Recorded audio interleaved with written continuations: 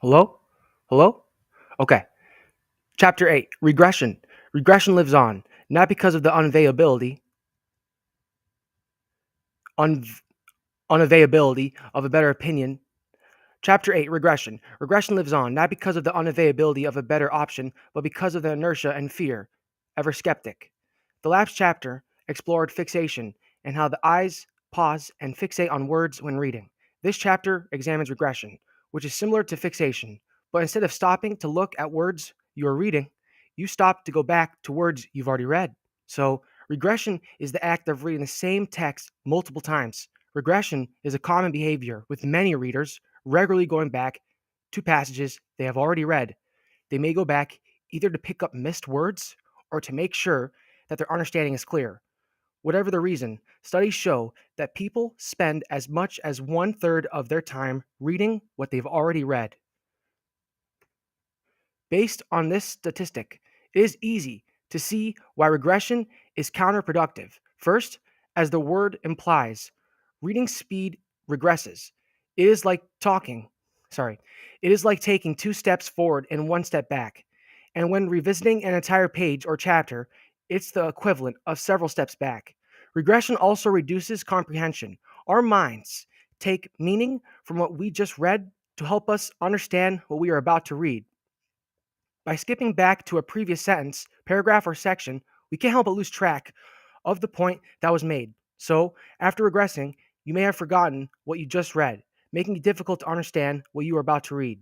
Most importantly, regression breaks flow, and speed reading is all about flow. It's about syncing the space, sorry, it's about syncing the pace of the eyes to the rhythm of the mind. As the eyes see words, the mind processes them. As soon as the mind finishes processing one set of words, the eyes give it a new set. Like a well oiled machine, the end of one process triggers the beginning of the next. April Troster. April Troster, a PhD from Duke University, says with regression, you lose the flow and structure of the text, forcing the machine to be constantly restarted. Even worse, by backtracking often, the mind and eyes never get a chance to get into flow. This severely limits reading potential. Overall, regression doubles or even triples reading time and may not even result in better comprehension. Reasons for regression. To break this pattern helps understand why we regress in the first place. Some of the reasons are obvious, while others are not. Either way, let's explore the more common ones. Natural to regress. Much like fixation, regression is a natural visual process. Just as our eyes constantly fixate and jump when looking at something, they also swing back and forth. They repeatedly move backward, then forward, and then back again. Watch a person's eyes without paying attention to any other feature, and you will see just how often their eyes shift back and forth. It's what the eyes do. Those whose eyes move back and forth more tend to regress more frequently. Lack of focus. Regression also stems from a lack of focus. We are reading, but not paying attention to the text. Our eyes see the words, but the mind is in la la land. Since our mind is elsewhere, it doesn't process anything that comes in. As a result, we must revisit the passages where we lost focus. Subvocalization. Subvocalization can also cause regression for the simple reason that our eyes move faster than our mouths. When the eyes race ahead of the mouth, we must go back to verbally process what we visually saw. Wrong fixation. The most common reason for regression is that our eyes fixate on the wrong spot. As we read, we may lose our place on the page, or we may land our eyes on a spot much further along than we intended. As a result, we must go back and find the right spot. Habit. As I keep stressing, anything performed long enough becomes a habit. If you regressed when learning to read, that pattern might have internalized as a habit. Now, you regress simply because you've become used to doing it. You don't choose or even want to do it, it just happens because your eyes and mind have a chronic need to regress. That's how habits work. They make us do things we have not necessarily chosen to do, want to do, or is even helpful to do. Habits may even trick you into thinking that you missed something important to convince you to revisit the passage. Avoiding regression. Understanding the causes of regression puts us in a better position to reduce and stop it. From the explanations, you probably already came up with ways to do that. Let's discuss them now. Have a clear purpose. As Chapter 1 explained, Purpose helps direct attention and focus. With a clearly defined purpose, the mind's awareness opens and its focus changes. It owns it hones in on the task of reading and seeks the precise answer you desire. Since the mind is immersed in the content, it does not get lost in other thoughts and miss what is being read, thus eliminating the need to regress. Stop sub-vocalizing. Sense sub-vocalization. Stop sub Stop sub-vocalizing. Since sub-vocalization can be a culprit in regression, obviously strive to limit it as much as possible. Don't get caught in a dance of trying to match the speed of the mouth with the eyes, tripping yourself up and having to backtrack. Index card. One tried and true method is to use an index card. Take an index card the same length as the column of your book or article. It is best to use the unlined side of the card. Begin at the top of the page and slide the card over each line of text as you read that line. With the words out of sight, you're unable to look back and regress. Continue reading and pulling the card down over each line of text until reading the end of the page. Do the same on the next page. Of course, the urge to peek and remove the index card will arise on occasion, but do the best to resist that urge. Control fixations. Although instructed to reduce the number and length of fixations, do so in a controlled manner. Don't be erratic and impulsive with the jumps and stops. Be deliberate in how be deliberate in how the eyes move and where they land. Given that, don't feel pressured to push your reading too hard. Always strive to pick up additional text with each glance and shorten the time of each glance, but not if fixations are erratic or cause the eyes to stop on words you did not intend. This rule is especially true for beginners. When learning a new skill, beginners want to become experts right away. Instead of taking the time to develop control, they push through with full steam. Going full steam without control will cause slips that lead to regression. Keep in mind that isn't a contest. Keep in mind this isn't a contest. Focus on control rather than speed, and speed will improve naturally. Practice drill. The previous drill added speed to this practice. The previous drill added speed to the practice of space, reading, or chunking while reducing subvocalization. In this drill, you will refrain from regressing while doing all this. As before, begin at the intro and read through the chapter without regressing, even if you miss or feel like you missed something. If it helps, use an index card to cover what has been read so you are not tempted to peek back.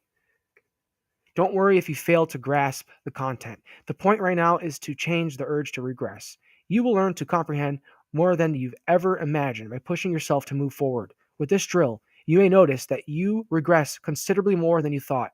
Much of your regression behavior is outside of your conscious awareness or control.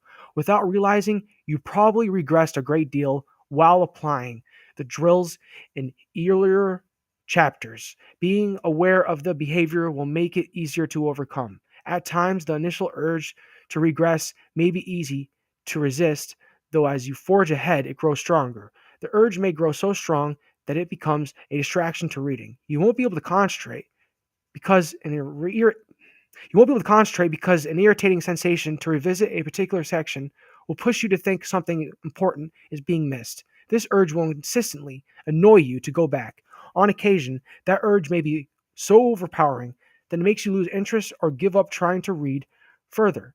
It may argue that there is no use in continuing because whatever was missed will create difficulty in learning what's to come. That logic may kill a drive. That magic That logic may kill all drive or enthusiasm to continue reading altogether. Resist that urge. Keep plowing forward, even if you feel like you missed something or fail to grasp an explanation. Condition your brain that it is not okay to regress and that you will not regress no matter how great the temptation. This is how the brain will learn that it must be attentive the first time you read a passage. Reread this chapter several times while refraining from regression, then practice on other materials. Ample ground has been covered to take your reading to the next level. To round out this section, the next chapter introduces the concept of visual range. Chapter 9, Visual Range. Strategic vision is the ability to look ahead, and peripheral vision is the ability to look around, and both are important. Carly Fiorina. Fiorina. It's got to be, right? Carly Fiorina. Speed reading, as we've discussed, is about picking up more words in a single glance or fixation. In order to effectively develop this ability, it's critical to expand your visual range. Visual range is the ability to see objects beyond your direct line of sight. When looking at an object in front of you, it's easy to see it because your eyes are directly on it. It's difficult to capture details to the left or right of the object unless you move your eyes. By expanding visual range, you can see both what's in front of you and to the sides without the eyes moving. Doing so allows you to capture more words in a single glance. Multiple studies confirm that visual span can both be expanded and improve reading speed. This requires the use of peripheral vision, or what you see from the corners of your eyes. Peripheral vision encompasses everything that the eyes can see beyond what is directly in front of them. In other words, everything we see from the sides while looking ahead makes up our peripheral. It is the largest part of our visual field.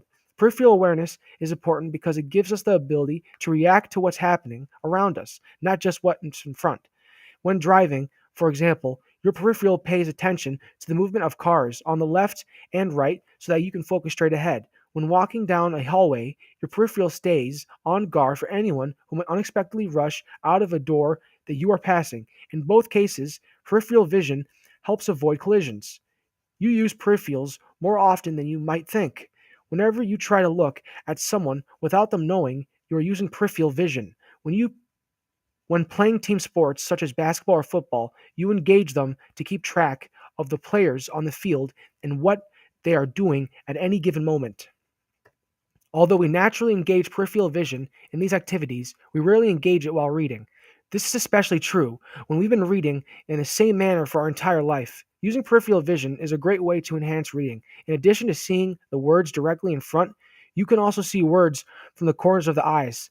Doing so naturally widens visual range to capture more words in a single glance. Peripheral vision is vital for reasons beyond widening visual awareness. First, the brain processes information from the side 25% faster than it does from direct vision, which is why the brain is able to react to danger so quickly. Engaging the peripheral also softens the eye's gaze so their focus doesn't narrow down to a single word. Ultimately, using the peripheral reduces regression or extended fixations, since one side of the peripheral can catch words the other side may miss. If you've ev- if you've never worked on expanding peripheral vision, chances are that it isn't very wide. Therefore, the number of extra words it can capture is limited.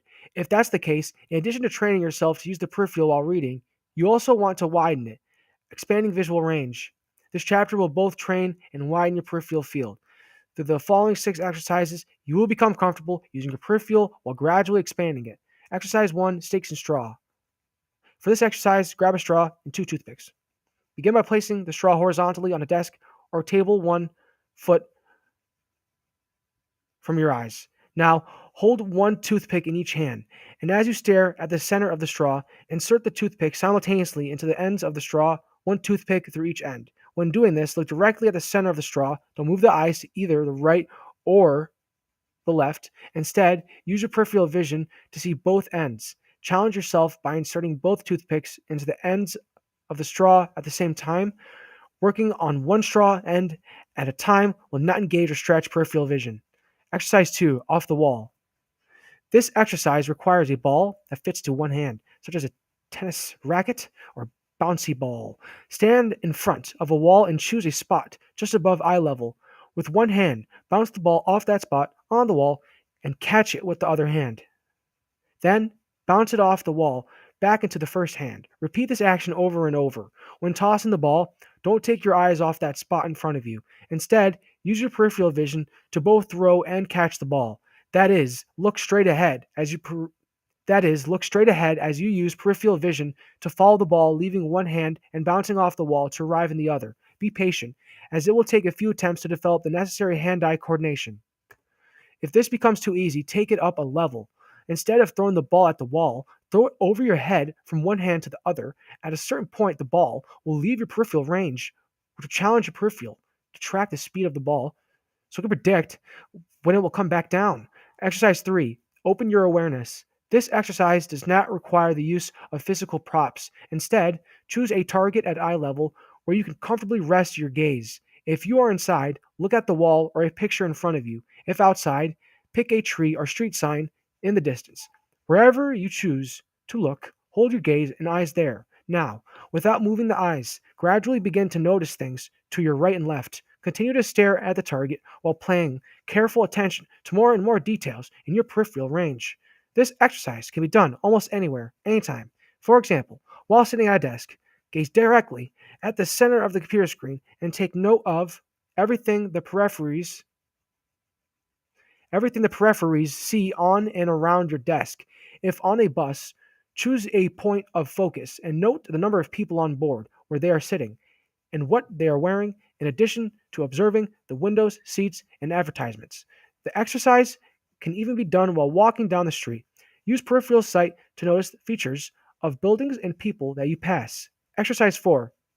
Schultz table. The Schultz table is a table or grid, usually with 3 by 3, 4 by 4, or 5 by 5 dimensions, filled with numbers, letters, or words. The goal of the table is to focus attention on the text in the center square while using peripheral vision to identify as many numbers and letters as possible in the outer squares. It is one of the best ways to increase visual awareness. To illustrate, let us use the 3 by 3 Schultz table. To illustrate, let us use the 3 by 3 Schultz table below. Fix your gaze on the center square and then notice the numbers in the surrounding squares. The goal is to identify all the numbers in less than 1 minute. 489326175. Okay, I messed up. The 3 by 3 square might have been too easy, so let's try the 4 by 4 table below. Since there is no center square, direct your gaze at the center of the table, then pick out the 4 numbers in the inner squares, and then 12 numbers in the outer squares. 4, 6, 13, 10, 14, 15, 12, 11. The 5 by 5 table below takes the difficulty up a notch. The same rules apply. Identify the 8 numbers around the center square, then move outward to the 16 numbers in the outer square. This is rough. Again, the object is to identify all the numbers in less than 1 minute. Okay? 9, 7, 6, 2, 10, 23, 19, 5, 1, 24. 22, 8, 16, 12, 11, 3, 25, 21, 15, 14, 17, 18, 4, 13, 20. I have no idea if I did that right. Employing the Schultz table is a great way to train and expand vision. Practice using the tables until you can comfortably see the outer numbers with your peripheral. If the sample tables become too familiar, feel free to create your own tables. Simply draw 3 by 3, 4 by 4, 5 by 5, or even 6 by 6 grids and populate them with random numbers, letters, or words. Schultz tables can also be found online at the following link. And there's a website. Simply type in the number of rows and columns you'd like, and the site will generate a set of custom tables on which to practice. Exercise 5, Raining Letters. Below is a table with 3 columns of letters. Look at the letters in the center column while reciting the letters to the left and right. For example, stare at the letter S in the middle of the first row as you try to make out the letters M and N to the sides of the S. Then move down to the next row and look at the letter X as you attempt to decipher the letters to its left and right. Continue down each row until the N. Oh my gosh, there's just no way in heck. Let's read that again. Let me go slow. My comprehension, as you see. So, okay.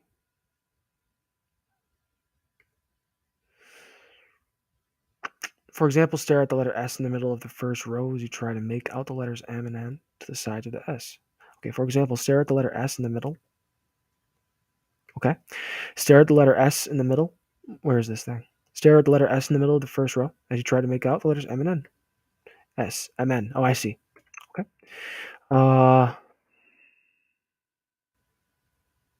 Then move down to the next row and look at the letter X as you attempt to decipher the letters to its left and right. Continue down each row until the end. All right, let's try this. XMN, XLN, HOO, HOO, UWE, LFE, ESD, ACT, LVA, UMT, ASL, EEIC, IST, NME, NME, UMD, IPC, HG, HJS, OBE. I don't think I did that right. I think I did terrible. That's okay. I don't care. It's all good. We're doing this. Much like the Schultz table, this first example probably wasn't too challenging. So let's try one with 5 columns. Oh my gosh. Again, look at the letter in the center column and move down, reciting the letters in the 2 columns to the right and 2 columns to the left. Okay, so same thing. Here we go. HJOSNOBOEN.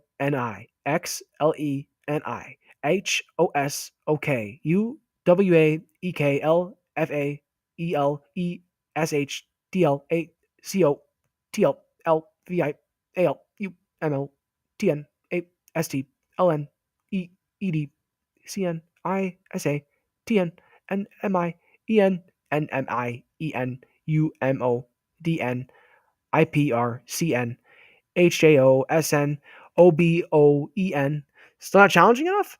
The following tables takes it up a notch. I don't want to do that though. I'm like done with this. Remember, the object is to identify all the letters to the immediate left and right of the center column. Then continue moving outward to make out the letters in the columns to the far left and right. Oh my gosh, here we go. Then continue moving outward to make out letters in the columns to the far left and right. So remember, the object is to identify all the letters to the immediate left and right of the center column. Okay. Okay. Ready? I'm not ready. I'm not ready for this. I just don't feel like it. I just don't.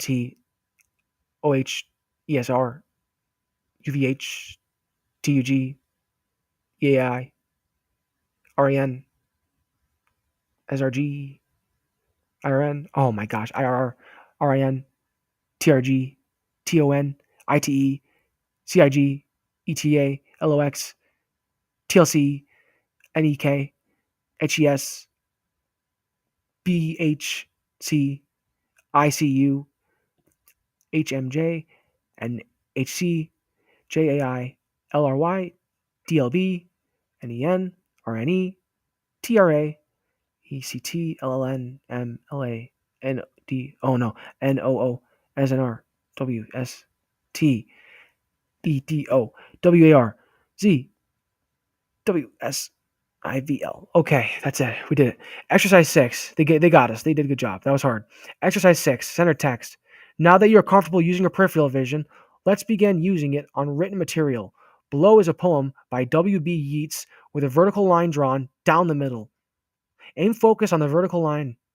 And with your side vision, notice how many words you can make out to the left and right. Move down the vertical line, picking up the words on both sides until you reach the end of the poem. All right, let's give it a whirl. What?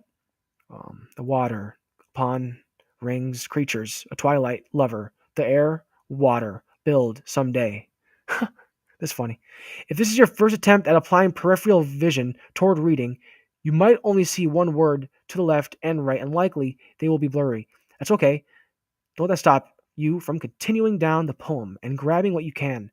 When you reach the end, go back and do the exercise again. Repeat the exercise regularly and often, stretching your ability to see more words on both sides. Once you can clearly see one word on either side of the line, try for 2 words until they too become clear. Keep working to comfortably see more and more words to the left and right of the center. With persistence, you will gain the ability to look at the center of a page of any book, article, or essay and quickly make out all the words in an entire row. It will take effort and patience to achieve that level, but it's possible. At this level, you'll practically inhale information because all you'll have to do is direct gaze to the middle of a row of text and work down one row after the next. You'll notice that this poem is not particularly easy to read or understand, and that is by design. The idea is not to become too familiar with the text too soon. When the content becomes familiar, the tendency is to work from memory rather than sight. Nonetheless, the poem will eventually become familiar enough so you won't need to look as carefully to identify the words to the left and right. Once that happens, apply this exercise to other material. Okay. To do so, open a document in a text editor like Microsoft Word, Google Docs, or Apple Pages. Next, center the paragraphs in the document. Then, as previously instructed, look at the middle of each row and practice making out as many words to the left and right of the middle as you go down the page. These 6 exercises offer powerful ways to train and expand peripheral vision. They are built around the principle of fixing your eyes on a spot in front of you while opening awareness of the details to the sides. Dang. Be aware, you might unknowingly move your eyes to the left or right to catch a better glimpse. The action can happen so quickly you may not realize that you are doing it, believing that you are looking straight the entire time. Be cautious of this, as you want to capture the side details with peripheral vision, not with direct vision. Otherwise, it defeats the purpose of the exercises. Also, it helps to use soft focus instead of the hard focus that we commonly use to read. This means relaxing the eyes, similar to the way you look at pictures, soft pictures. Dang it. Soft focus makes better use of peripheral vision. It also puts less strain on the eyes, making it easier to read. In addition, be sure to do all 6 exercises. People tend to stick to one or two that they like or that are easy and skip the rest. If you take the time to stick toothpicks into straws or bounce a ball off the wall, they would much rather sit in front of their computer working the Schultz table. Although any one of these exercises is helpful on its own, the benefits compound by doing them all. Practicing one exercise will improve your ability with another, so make it a point to run through all 6. Each takes a few seconds to a few minutes to complete, so the time commitment is minimal, yet the benefits are gained are vast. Practice drill.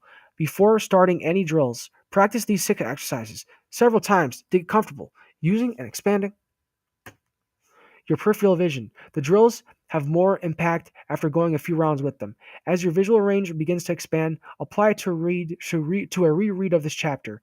Combine instructions from previous chapters and drills. Read this chapter with wider visual awareness. Try to catch one additional word to the left and right beyond your current ability. So far, you've been asked to space, read, or chunk every 3 to 4 words. Now attempt to pick up 4 to 5 words in between every space or chunk. Continue the practice on the other materials. Once you are spaced reading or chunking every 4 to 5 words while limiting subvocalization, fixation, and regression, advance to 5 to 6 words. Though bear in mind that moving up levels takes up time.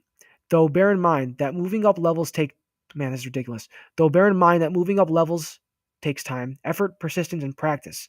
No reader can progress that quickly in a single sitting. You'll need to practice widening peripheral, then practice the drills, then go back to the exercises to widen peripheral function. Nope, I was wrong. I guessed wrong. You'll need to practice widening peripheral, then practice the drills, then go back to the exercises to widen peripheral further, then back to the drills again over an extended period. This concludes section 3 on enhancing the techniques. Remember, fixation and regression are enemies of speed reading and visual range a friend. Now, let's look at how a better, nope, now, let's look at how to better understand written material. Before moving to the next section, I want to say that reviews are extremely important for us authors. Unfortunately, they're not easy to come by. Therefore, if you like what you have read so far, please take a moment to leave a review. It only takes a few seconds and only need be a few words, and I personally read every review and take each one to the heart.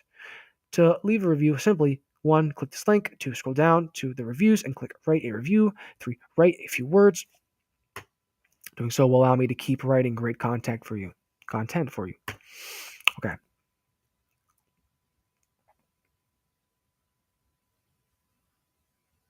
Oh boy. I have to do this thing where you go like that for a second. So we got section 1, 2, 3. This is section 4. I don't know my Roman numerals. I don't know my Roman numerals. Let's go back to what we were just doing though. How do we go back to full screen? What was that? Okay. Section 4. Oh man, I don't even. Just go. Section 4. Improving comprehension. No, I'm not going to do that. Hold on. I want to see what I'm doing. Sorry. I don't know. I do not know my Roman numerals. 1 second. 1, 2, 3. Yep, it's 4. Okay. Section 4. Improving comprehension. Chapter 10. Ideas and main points. Great minds discuss ideas. Average minds discuss events. Eleanor Roosevelt. As noted in the intro, speed reading is not reading without comprehension. Otherwise, you're merely looking at words really fast. This is the reason this book dedicates an entire section solely to comprehension and grasping the meaning, message, and content of the material you read. The first step to comprehension is paying attention to the main idea or overarching point the writer is trying to communicate.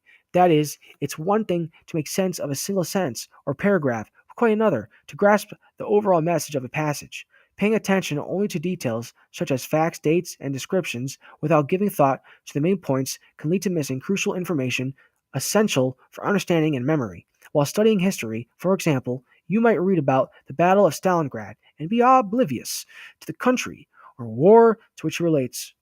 Or you might read instructions at work without grasping the bigger picture of what they will help you do. To illustrate, if you asked a friend about their weekend, how would you like him or her to respond? Would you prefer to hear, I went on vacation, or I pulled out my luggage, packed it with clothes, zipped it up, drove to the airport, checked in my bags, flew to Mexico, took a taxi to a hotel, and sat in front of a beach drinking mojitos? The later is how people read. They pay attention to the details, but not the main point. They pick up the packing, driving, and flying without understanding it is for vacation.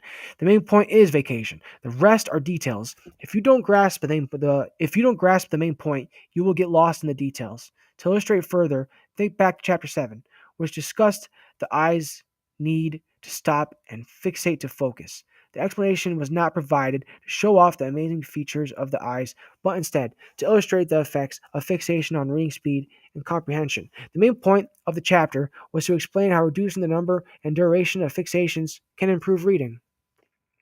If you failed to catch how the detail of fixation affects the big picture of reading speed, you would miss the fundamental lesson of the chapter. You might know what fixation is and why it is necessary revision, and even be fascinated by how often the eyes jump and pause. But that knowledge wouldn't help improve reading. Again, this is most people read. Hunka, wow. Again, this is how most people read, especially students. They notice the details but miss the bigger context or point. As a result, they fail to grasp what they've read. To improve comprehension, pay attention to the main points or the big picture, so to speak, and the broader um,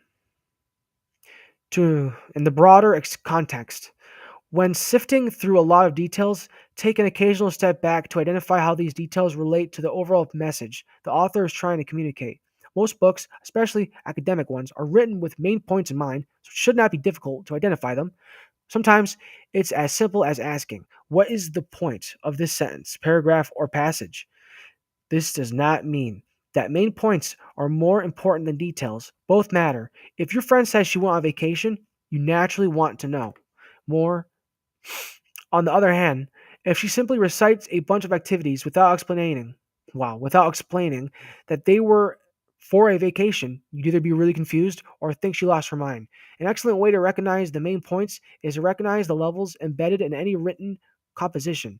It begins with understanding the meaning of a sentence, then how that sentence fits into the paragraph, and then how the paragraph supports the larger chapter. Finally, how the chapter supports the overall piece. Writers don't pick random words to form sentences, then casually combine those sentences into paragraphs and haphazardly order the paragraphs into chapters. Enormous work and intention go into the craft of writing to give the final work structure and coherence. Just as there is a purpose to why we read, there is a purpose to why writers write. In other words, writers write to make a point, and your job as a reader is to understand that point. It is easy to think you understand the point of a passage, but unless you are actively seeking it, you will probably miss it. So always be on the hunt for the bigger meaning, idea, or purpose. Don't get caught up only in the details. The process can also be applied in reverse. Since the preview step gives you a general overview of a written piece, determine the overall message or point of the material during preview. Then, while reading, watch for how the author delivers and supports that message with the details. Think about the ways each chapter supports the overall book, about the individual paragraphs reinforce each chapter, and how a specific sentence develop the paragraphs. For example, the overall point of this book is to improve reading speed. Each chapter presents a specific technique to help readers achieve that goal. The techniques are defined, explained, and illustrated within the subsections and paragraphs of the chapter. Looking at chapter 8 on regression, the first subsection, wow. Looking at chapter 8 on regression, the first subsection, I can't even talk. Looking at Chapter 8 on regression, the first subsection defines regression and its impact on reading. The second explains the causes of regression, and the third offers advice on how to overcome it. Diving further, each paragraph presents an argument, a cause, and a solution. Within the paragraph, each sentence supports the point the paragraph is making. The more ideas you can identify and the more you can figure out how the details support those ideas, the easier it will be to comprehend the material. You will evolve from merely reading words and sentences to grasping whole concepts and arguments. Your comprehension will advance beyond facts and dates to truly understanding what is being communicated and why. Practice drill. Think back to the introduction in the last 9 chapters of this book and reflect on the main points these each chapter discussed and how the details supported those points. There's no need to do this from memory just yet. Revisit the chapters and review the content. In addition, scan the table of contents to get a better sense of the structure and organization of each chapter. Think about what each chapter is trying to communicate and why. Although the chapter title summarizes the main point, go beyond restating the title and describe the underlying message. For example, as the title of chapter 2 suggests, the main point is preview. What is preview and why is it important? All right, let's just go ahead and follow along, I guess. So we're going to click back. Let's just see. Oh,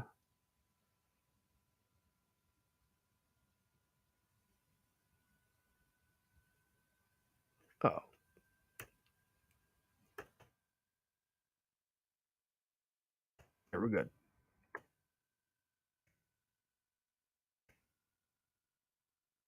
We're right here. But I just want to see this table of contents. So we got chapter cover, table of contents, introduction. Section 1, pre-reading. Section 2, speed reading techniques. Section 3, enhancing the techniques. Section 4, improving comprehension. Chapter 10, ideas and main points. Chapter 11, topic sentences. Chapter 12, vocabulary. Section 5, additional tips, conclusion, research, and citations. Okay.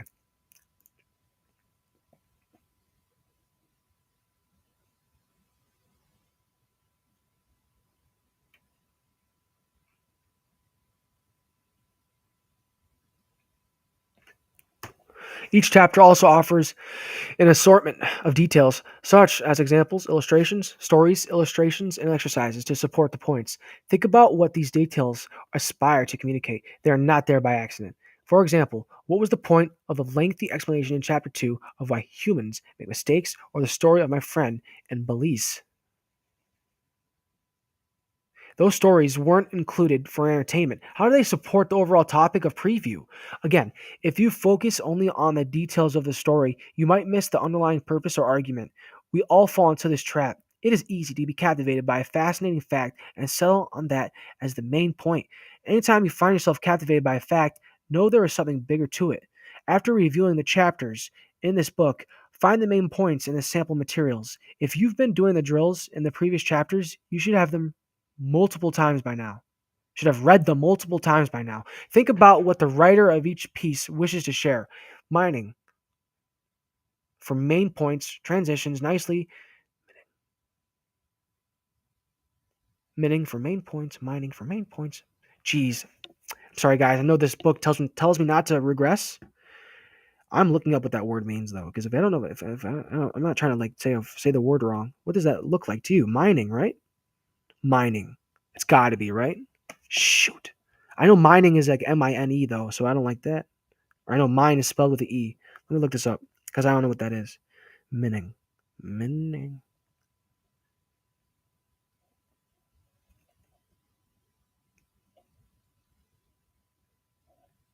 Mining. Okay, it was mining. Son of a nutcracker. Okay. Mining for main points transitions nicely into mining for topic sentences, the topic of the next chapter. Chapter 11. Okay, hold on a second. We're pretty far. Not exactly, but hold on. Let me just see something. Is it break time? 81. It's not break time yet. I don't think so. Chapter 11. Topic sentences. If a thesis is a roadmap to a paper, then a topic sentence is a guide to a paragraph. BBCCC, Tutoring Center. That was terrible. BCCC, Tutoring Center. The last chapter introduced the importance of identifying the main points or ideas when reading.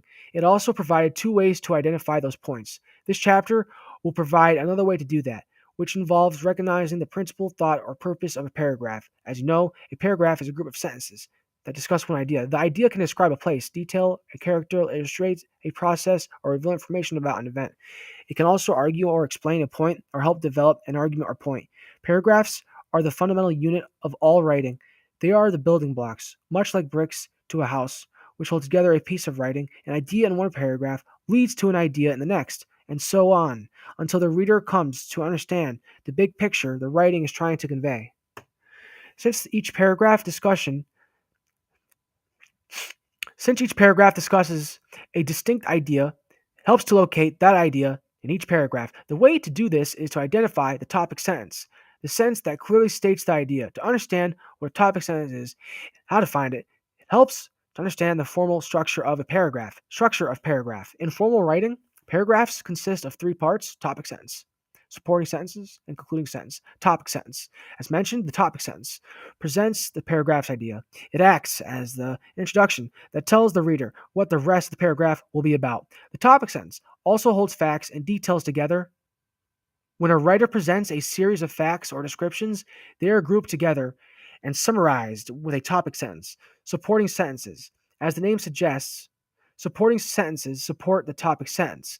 They are the details that describe, illustrate, communicate, or explain the topic sentence using facts, reasons, examples, definitions, comparisons, and other pertinent info. Supporting sentences sell the idea the topic sentence makes. Concluding sentence. The concluding sentence brings the paragraph to a close. It does this either by restating the topic sentence or by summarizing the information presented in the supporting sentences. Since the concluding sentence restates and summarizes previous information, it is similar to, but not exactly the same as, the topic sentence. These sentences often lead the reader into the next paragraph. In many ways, paragraphs resemble hamburgers. The top bun is the topic sentence, the bottom bun, concluding sentence, and the meat and trimmings, supporting sentences. Although the top and bottom bun look similar, Although the top and bottom buns look similar, they're not exactly the same. Nonetheless, both buns hold the core of the burger together in the same way that topic and concluding sentences hold together supporting sentences in a paragraph. Such is the nature of paragraphs. I'm sorry, I have to read that again. Nonetheless, both buns hold the core of the burger together in the same way that topic and concluding sentences hold together supporting sentences in a paragraph. Such is the nature of paragraphs. Let's use the previous paragraph to illustrate. The first sentence, in many ways, paragraphs resemble hamburgers, is the topic sentence, setting the stage for what will be discussed, which is how paragraphs resemble hamburgers. The next three sentences support and expand upon the relationship between paragraphs and hamburgers. The last sentence, such is the nature of paragraphs, summarizes the main points while also concluding the paragraph. This is the formal structure that teachers taught us if we were so inclined to pay attention. The format is used in a variety of written materials, such as books, articles, magazines, essays, and journals. The format is particularly popular in academic and nonfiction works. Your goal as a reader is to find the topic sentence in each paragraph and understand how the other sentences detail, elaborate, or describe the claim the topic sentence is making. The practice will yield greater insight into how the paragraph fits into the overall piece. Finding the topic sentence. So, how do you find the topic sentence? While it may appear anywhere in the paragraph, it is often the first sentence, as it introduces what follows, reviewing the topic sentence.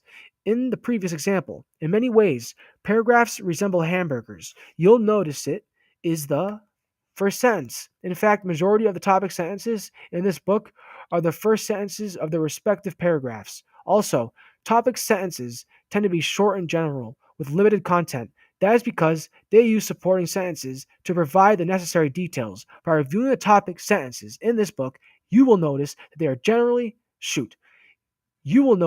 general and relatively shorter than the other sentences. Another way to identify a topic sentence is that it often poses a question to be answered. The statement, in many ways, paragraphs resemble hamburgers, raises the questions. Why are they like hamburgers? Or how do they resemble hamburgers? How do they resemble hamburgers? This makes readers want to dive into the supporting sentences for the answer. If unsure whether a sentence is the topic, turn it into a question. If the other sentences seem to answer that question, then you have identified the topic sentence. In addition, you can spot the topic sentence by finding a word or two that repeat in the rest of the paragraph. In the previous paragraph, the topic sentence is another way to identify a topic sentence is that it often poses a question to be answered. We can safely assume this is the topic because, in addition to being the first, in most general sentence, one of the words in the sentence question shows up two additional times. This is a good indication it is likely the topic. Furthermore, topic sentences often contain transition words that smoothly lead the reader from one paragraph to the next. These include words that show continuity, like these include words these include words that show in continuity. Geez, Louise, pepper squeeze. These include words that show continuity, like next, author. You gotta be joking me right now. These include words that show continuity, like next, another, also, in addition, or words that express disagreement, like despite, nevertheless, however, and although. I'm a big fan of transition words as they really refine the flow of my writing. Quickly glance at the previous 5 paragraphs, and you'll notice many of them use transition words. Not surprising, those sentences are the topic of the paragraph. Lastly, it's not uncommon to find topic sentences following a transition sentence. Transition, transition sentences, like transition words, bridge the end of one paragraph to the beginning of the next. They're always the first sentence of a new paragraph, so you will probably find the topic sentence immediately following them. Let's revisit the following paragraph that appeared earlier in this chapter. So, how do you find the topic sentence? Well, it may appear anywhere in the paragraph. It is most often the first sentence because it introduces what follows, revealing the topic sentence in the previous example. Think of paragraphs like hamburgers. You'll notice it is the first sentence. In fact, a majority of the topic sentences in this book, the first sentence in the paragraph.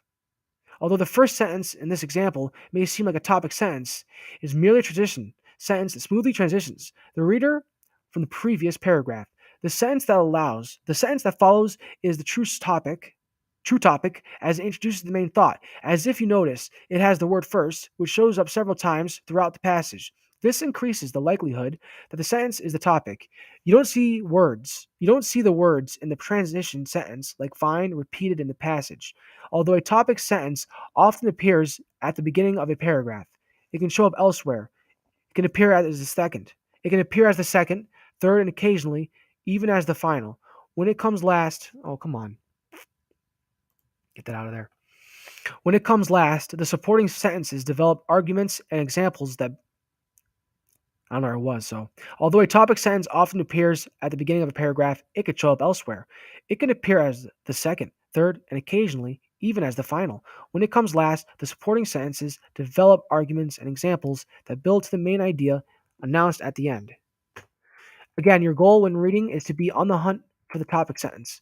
It will help you better understand the thought or idea of a paragraph. Although that thought or idea is not the main or overarching point of a composition, it will aid in following the writer's line of thinking from one paragraph to the next until arriving at the main or overarching point. Topic sentences are what keep the conversation going from one paragraph to the next. My favorite resource on paragraph structure is at this website. It's what helped me understand topic sentences and where I send anybody interested in learning about them. Practice drill. This drill in this chapter The drill in this chapter will test your ability to find topic sentences. Begin by identifying which is the topic sentence in the following paragraph taken from this website. Oh man. Okay. Is this critical thinking? The 1920s began on a note of economic optimism. However, by the end of the decade, America was sinking into an economic depression that left the country reeling. Automobile sales, the heart of the early 20s consumer boom, were bottoming out. Housing starts fell along with manufacturing output. In the fall of 1929, the stock market crashed with investors losing as much money as the government had spent during all of World War I. Those without investments on Wall Street were facing even grimmer prospects. Jobs were disappearing as factories and businesses closed their doors. For many working people, it wasn't clear if they would have a roof over their head or enough food to feed themselves and their families. For many people, for many working people, it wasn't clear if they would have a roof over their head or enough food to feed themselves and their families. I'm starting to think it's this one. It's hold on, where are we? Yeah, right. It's this one. I don't even know though.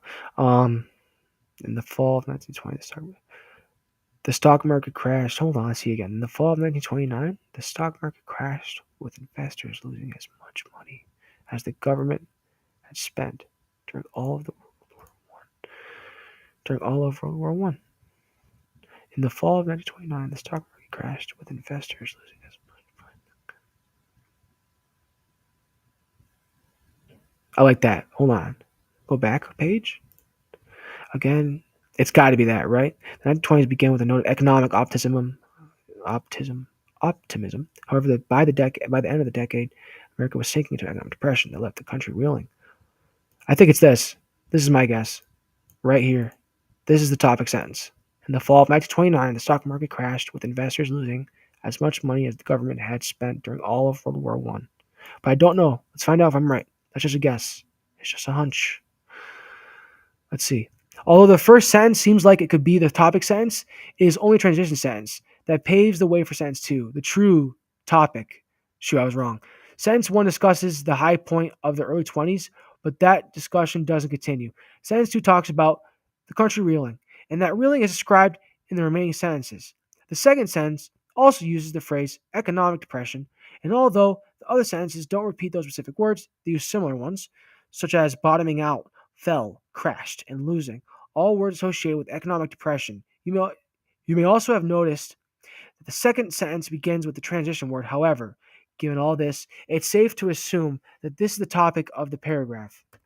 Let's examine another example. Read the following paragraph and find the topic sentence. All right, let's try this one more time.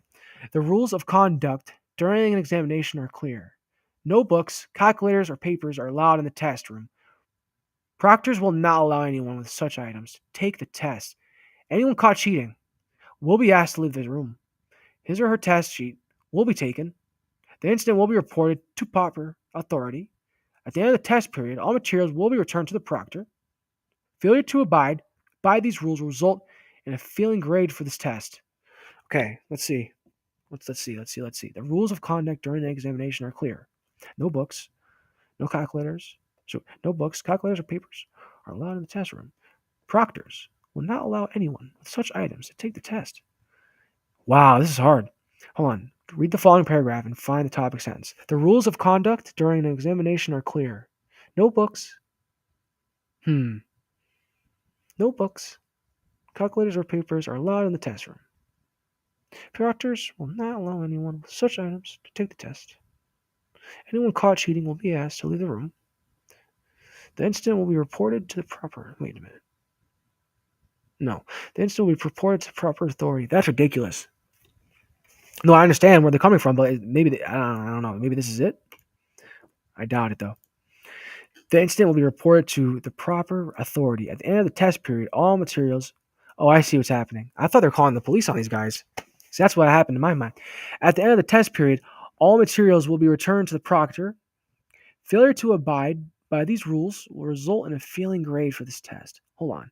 At the end of the test period, all materials will be returned to the proctor. Failure to abide by these rules will result in a failing grade for this test.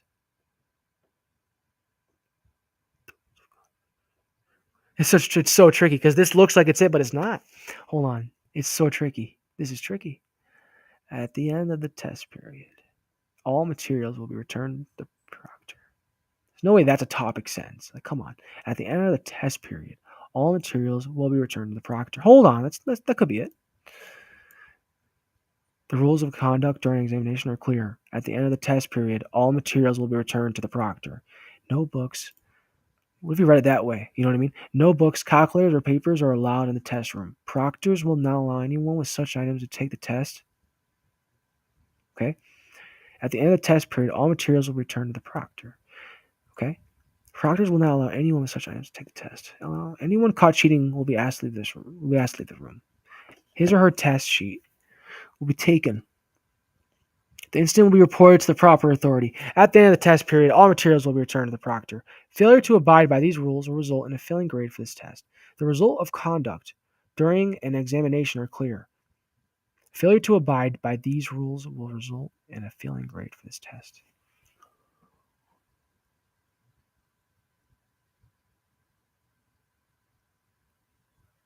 Well, how many rules do you see here? I see this one rule. At the end of the test period, all materials will return to the proctor, and I see the notebooks, calculators, or papers. That's not a topic sentence. Proctors will not allow anyone to such items. With such items to take the test. Now I'm thinking it is. Anyone caught cheating will be asked to leave the room. His or her test sheet will be taken. The incident will be reported to the proper authority. At the end of the test period, all materials will be returned to the proctor. Failure to abide by these rules will result in a failing grade for this test. And then this says the rules of conducting during examination are clear. So what are the rules? That's what I think are. Let's find the rules. No books, calculators, or papers are allowed in the test room.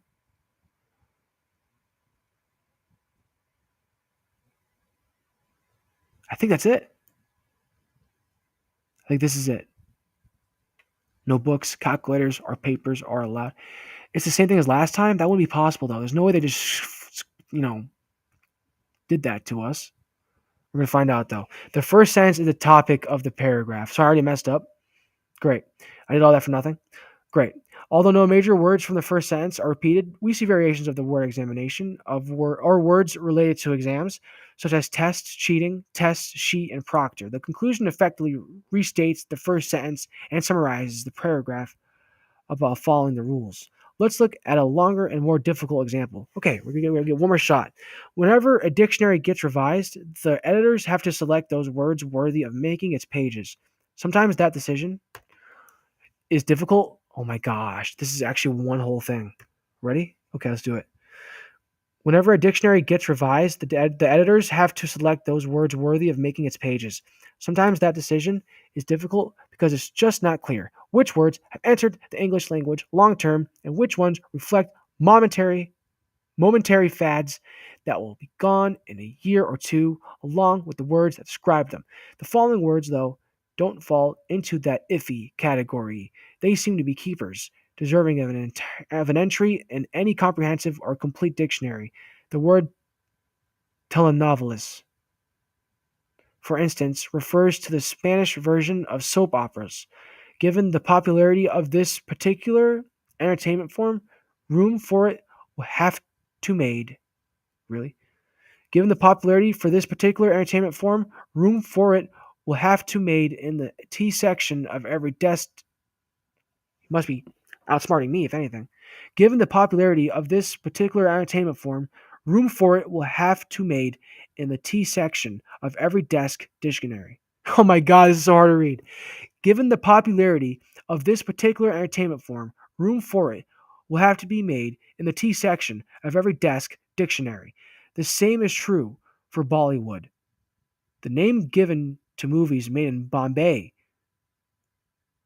India, and modeled on old Hollywood films that were heavy on passionate romance, singable tunes, and superficial plot lines. That could be it. It's also hard to believe that references to iPods are going to disappear anytime soon. So IPO, initial public offering, and IPO, a city in Malaysia, Mala, it's Mala, right? And then Malaysia. No, I'm not trying to disrespect this place. One second. I gotta look this up now. No, I gotta look it up. Malaysia.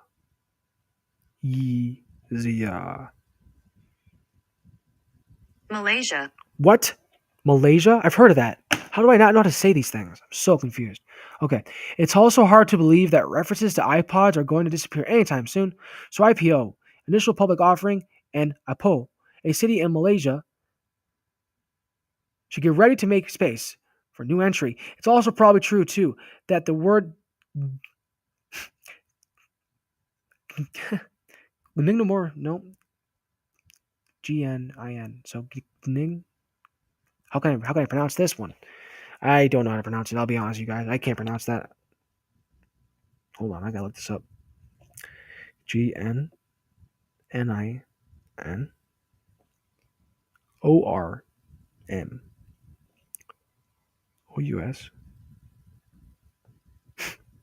Ginormous. What? That's not what it says, though. This is ginormous? This says GNINOR. Wait. There must be a you must have spelled it wrong. What's going on? What is that? Here goes nothing. We're going to just pretend it's ginormous. I don't know what's going on. I don't know what that is. Okay, it's also probably true, too, that the word ginormous, am I seeing that right? Okay, it's also probably true, too, that the word ginormous, meaning huge or gigantic, is not just a flash in the pan. Thus, it's very likely to turn up in updated dictionaries, probably accompanied by technostalgia. Technostalgia. Technostalgia, yeah. Probably, probably accompanied by technostalgia, a longing for a simpler form of technology that have been replaced. If you picked the first sentence as the topic, you are incorrect. If you chose the second sentence, you're also incorrect. I mentioned this one was difficult. All right, so what you thought it was? What one? You thought it was that weird Hollywood Bombay thing, right? You thought it was this. The same is true for Bollywood. Wait, why did you think it was that? I don't know, dude. Wait, hold on. Did you really think that was it? Well, let's find out what it was first. Sentence 3. Hold on. Oh, shoot. What's going on here? Okay. The topic is in sentence 3. I mentioned this one was difficult. The topic is in sentence 3. Sentence 3 introduces words deserving of entry into the dictionary, some keeping the rest of the paragraph list. Also, the word keeper vibrates throughout the text. Don't be discouraged if the last example proved challenging. It takes time and practice, but eventually you will get the hang of spotting the topic sentence on the first read without a second thought. Continue practicing with the passages and the other materials. Pick out the topic of each paragraph. It's all good. Oh, I just dropped my mouse.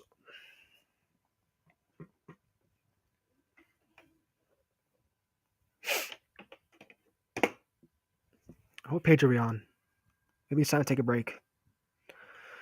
89. Let's just get to page 90 really quick, right? Doesn't that sound like a good idea? Because 89 is stupid. No, it's not. It's a good number. All right, fine. Take a break. Let's take a quick break. We're gonna go back to this and we're gonna finish this book. We're almost done.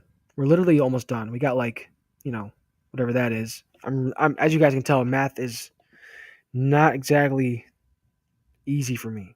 It's like something I should probably work on, but it's all good. We all got our problems. 124 minus 89. And I wasn't trying to be mean. I was just saying I'm just not too good at math. All right, 35. We have 35 more pages to read. 35 more pages to read. And then we're done, you guys. Not bad. We've been just chugging along. Give me, I don't know. It's 5 minutes? 10 minutes? All right, let's get back here by 10. How's that sound? It's 9:50. It's a pretty good time. All right, cool. See you guys. I'll be back.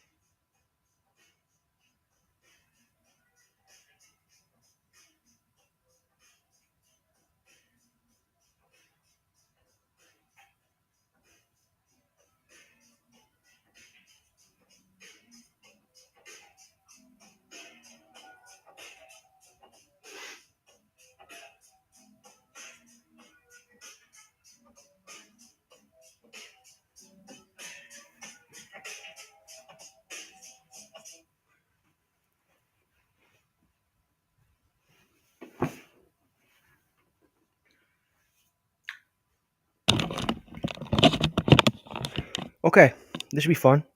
Vocabulary. Who doesn't like vocabulary? All right.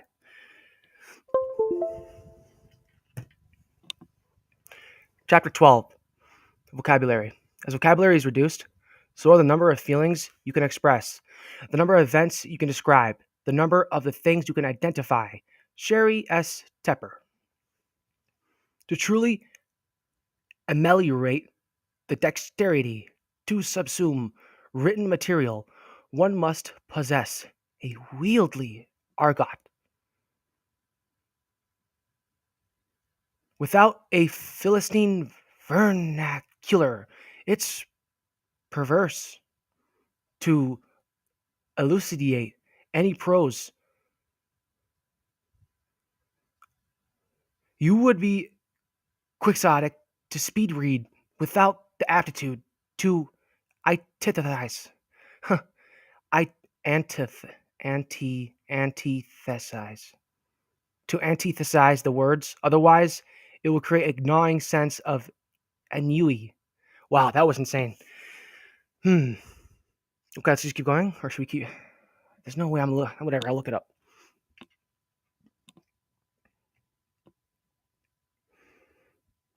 ENNUI.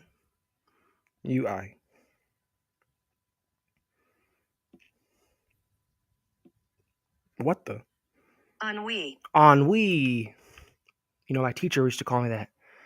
Henri. All right. Otherwise, it will create a gnawing sense of ennui. The previous paragraph probably didn't make much sense. It contains big words that make reading and understanding difficult. As a result, it's slow to reading and was likely draining to get through, depleting all motivation and drive. The purpose of the exercise was to illustrate the importance of vocabulary on reading speed. Okay, that was really cool. As you noticed, not knowing the definition of words dramatically slows reading. Our eyes fixate on unfamiliar words longer, and there is a greater impulse to regress. You're not aware of it, but you can't help but read slower. In fact, a strong vocabulary is essential to increasing reading speed. When readers know a word, their mind can retrieve the spelling, pronunciation, and meaning as soon as their eyes see it. Skilled readers read practically all words from memory by sight. For them, meanings come to mind automatically and instantly when words are seen. So, the stronger the vocabulary, the more words the brain can recognize and process in the moment. This leads to picking up meaning quickly, and the quicker we pick up meaning, the quicker we read. Unfortunately, building vocabulary is not easy. Unlike previous techniques, this one cannot be cultivated in a few weeks or even months. It takes time and effort to expand verbal repertoire, a list or supply of skills. The process can even be boring and tedious, causing one to skip developing the skill altogether. Unfortunately, this is a critical skill that should not be skipped. Speed reading will not work with a weak vocabulary. Weak vocabulary increases fixation, regression, and disrupts pace and rhythm. Truth be told, it's almost pointless to speed through text with opaque, difficult to understand words. You know me, I gotta look it up, because if I don't know the word, I'm screwed. OP AQUE.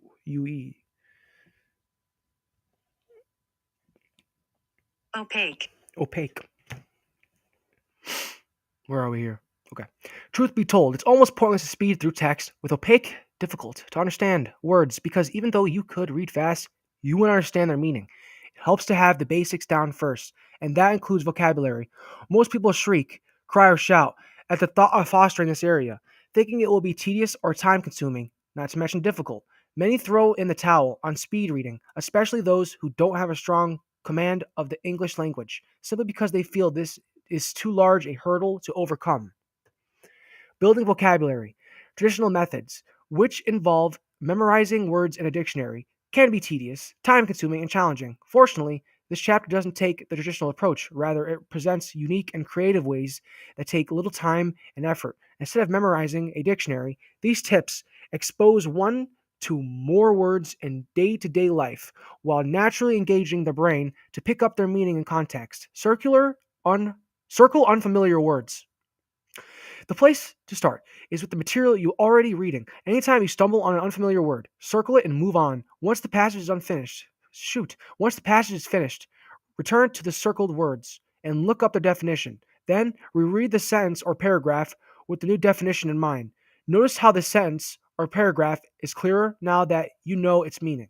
This system deepens vocabulary without the need to stop mid sentence to look up words. Use a thesaurus. Use both a dictionary and thesaurus when looking up the meaning of words.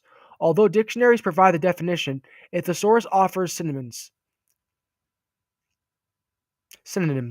or alternative words with similar meanings. Synonyms not only increase your understanding of a word, but expose you to more words. This way, meaning of several words is learned at the same time. For example, if you look up the word replete and see that brimming, rife, and awash are similar, you've added three additional words to your vocabulary. Read a variety of materials. Different materials use different type of words. For example, science fiction and fantasy books use a lot of imagery words. Romance novels employ words that are descriptive. Words used in academic texts are specific, while how-to books use general language. Fashion and gossip magazines continually change and evolve expressions. Reading a variety of materials expose the mind to a wider range of words in meaningful contexts. Listen to audiobooks. Audiobooks are great because the brain understands words based not only on what is said, but how it is said. When a word is spoken, auditory auditory cues such as tone, manner, and accent aid the mind. Oh my gosh, aid the mind in grasping its meaning. Remember, language was at first entirely verbal. The mind evolved to comprehend spoken words before written words. Another benefit audiobooks have over traditional books is that you can listen to them while doing other things like driving, exercising, or lying in bed. All you need to do is press play and go about your business. That means you can go through more books than otherwise. And more books means exposure to more words. Learn prefixes and suffixes. A prefix is a letter or combination of letters added to the beginning of a word to create a new word with a different meaning. For example, adding the prefix un to the word happy creates the word unhappy, which has the opposite meaning of the original word. Adding over to work creates the new word overwork. Ironically, the term prefix uses a prefix itself, as a pre means before and fix means to attach, creating a word that means attach before. This perfectly describes its function of attaching letters before a word. A suffix, on the other hand, is a letter combination added to the end of a word, like ish, to child, to form childish, or to work, to form worker. Often the suffix won't change the meaning of a word, but will alter its function, as when "ly" is joined to the word quick to form quickly, or "ness" to dark to form darkness. Learning the definition of some of the more common prefixes and suffixes will hint at the translation of the words that use them. Spending a little time learning a small list of terms goes a long way toward learning and understanding a larger quantity of words.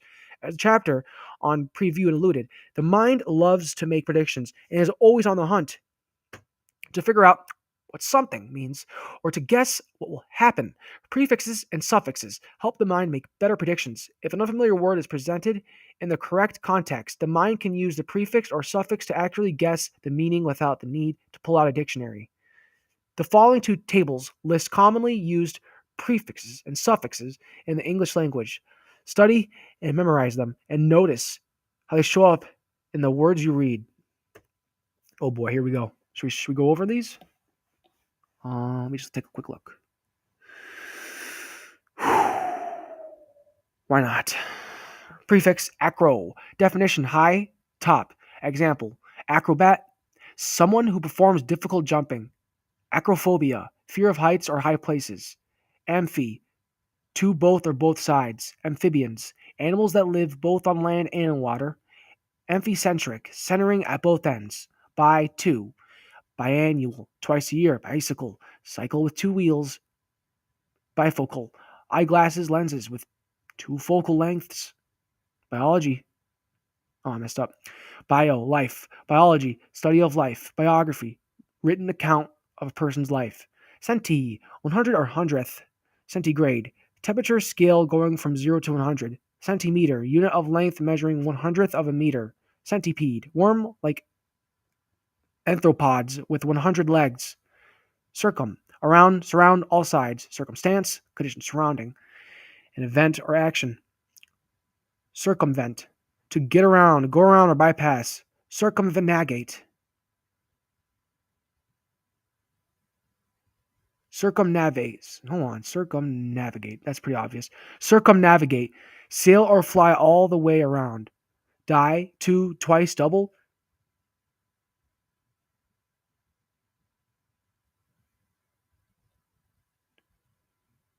Dichotomy. Ditchotomy.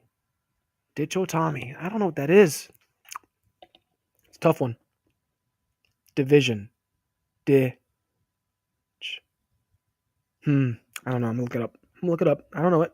Let's be honest here. Ditch Tommy.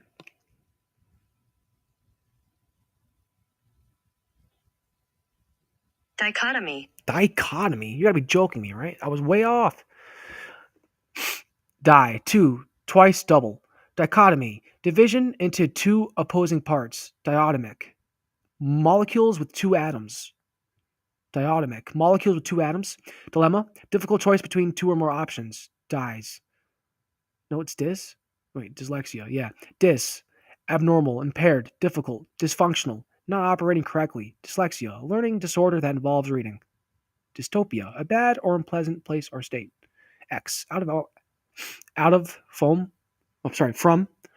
Excerpt. A passage chosen from a specific work. Exhale. Breathe out. Exit. A way out. Half. Hemisphere. Half a sphere. Hemitrope. Half inverted. Hemistitch. Half of a line of verse. Hypno. Below, under, beneath. Hypnodermic. The region right beneath the skin. Oh, it's hippo? Or is it hypo? Shoot. Hypo. Below, underneath, beneath. Hypodermic. The region. Oh my gosh. Hypo. Below, under, beneath. Hypodermic. The region right under. My gosh. Here we go. Hypo. Below, under, beneath. Hypodermic. The region right beneath the skin. Hypoxia. Jeez, these words are hard. 1 second. I'm looking this up. I don't trust myself exactly. Hypoxia?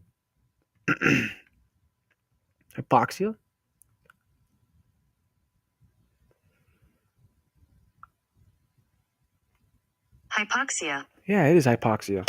Okay, what the heck? Why is it so hard though? 1 second. Where are we? Hypoxia. So then that means hypa. Okay. Hypa. Below, under, beneath. Hypa. Or is it hypo? Now I want to look this up. Because one of them says hypoxia, and then one of them is hypodermic.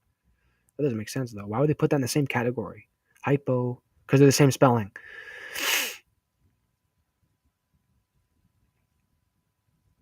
Hypodermic. Where are we? Hypodermic. Hypoxia. Hypoglycemia. Now I gotta look this one up too. Man, you gotta be joking me. This is a joke. I mean, it's cool, but 1 second. Hypog. Yeah. Hypoglycemia. Lysemia.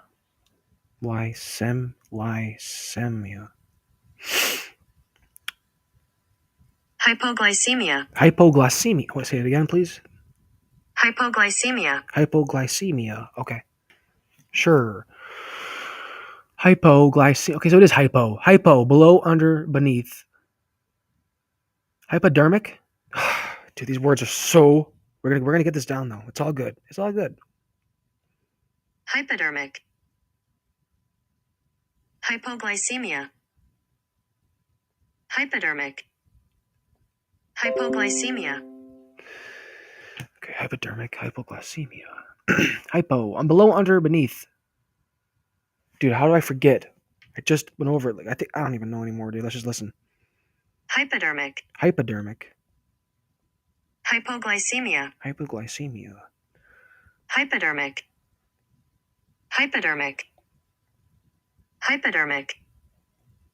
Hypoglycemia. Hypo. Below, under, beneath. Oh, dude, this sucks. My memory. I gotta work on it. We're gonna read more books. Hypodermic. Hypodermic. Hypoglycemia. Hypoglycemia. Hypo, below, under, beneath. Hypodermic, oh my gosh. Hypodermic, the region right beneath the skin.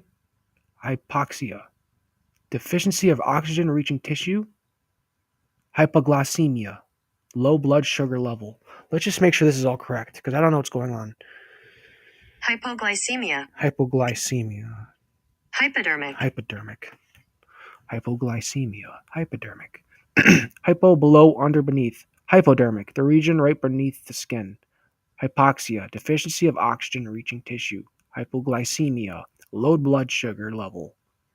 Okay, I'm not. What am I doing? Is that really I'm? I know I know how to spell that. I'm not immobile, motionless, not moving, impossible, not possible, impolite, not polite, inter, among, between, during, intercommunal, existing between communities, interconnected, connected with one another, international, between nations, juxta, alongside, near, juxtapose, placed side by side for contrast, juxtaplyronic. No, you didn't say that right. Look it up. Juxtapose, juxtaply, juxtaplyorric. I mean, that's got to be it, right? Auric, plioric, juxta, alongside, near, juxtapose. Nope, juxta, alongside, near, juxtapose. Place side by side for contrasts. Oh my gosh. Juxtapose, juxta, alongside, near, juxtapose. Place side by side for contrasts. I can't even say words. Juxta, alongside, near, juxtapose. Place side by side for contrast. Juxtaplyorric, near the plioris. Juxtatintestinal. Juxtatintestinal. That's literally what it says. And then, okay, wow. Let's do this again. Juxtatintestinal, near the intestines. Mono, one single. Monolingual, speaking one, man. Mono, one single. Monolingual, speaking only one language. Monotheism. Religion, that believes in one God. Monologue, speech by a single actor. Olig, small few, little. Oligarch, small group that control or run a government. Oligopoly. You're be joking me, right? Oligopoly. I'm not going to sit here and act like I know what I'm saying because I don't. 1 second. Oligopoly. Oligopoly. Oligopoly. Oligopoly. Okay. Oligopoly. Market with little or limited competition. Oliguria. Production of abnormally small amped of urine. Okay. And this is for a list. I don't know. Whatever. Oh my gosh, there's even more. I don't understand. How could I ever go through all this? I mean, I have to, don't I? It's kind of important. Fine, I'll go through it. Of more prefixes, please visit that website. Suffix, able. Definition, capable of doing or being the thing indicated by the prefix or stem. Example, understandable, able to be understood. Quantifiable, incapable of measuring or quantifying. Controllable, capable of controlling. Act, affected by, pertaining to. Pyromaniac, compulsion to set things on fire. Okay, that's a cool word I could maybe like write down in my rap songs or something. That's pretty cool. Insomniac. Nope. Insomniac, person regularly unable to sleep. Brainiac, an exceptionally intelligent person.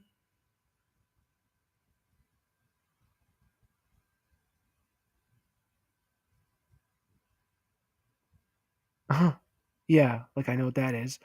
Hold on. Let's look it up.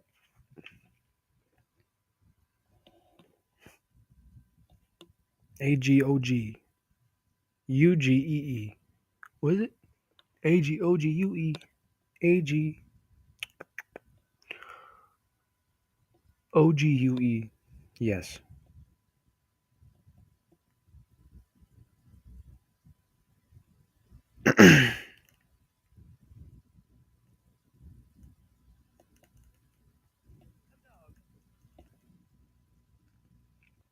Agog.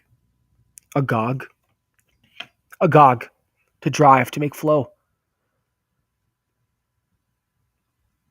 Galactagogue. A food or drug that increases lactation.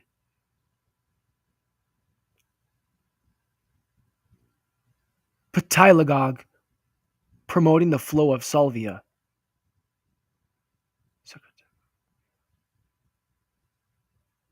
Secretagogue. A substance that promotes secretion.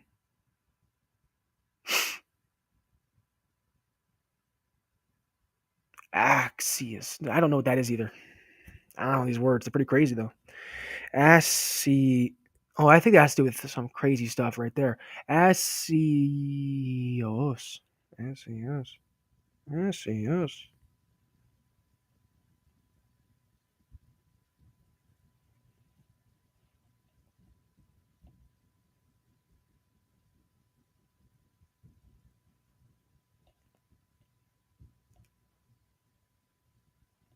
Acious. Acious. Man, you gotta get better at that. Acious. Composed of, full of, partaking of.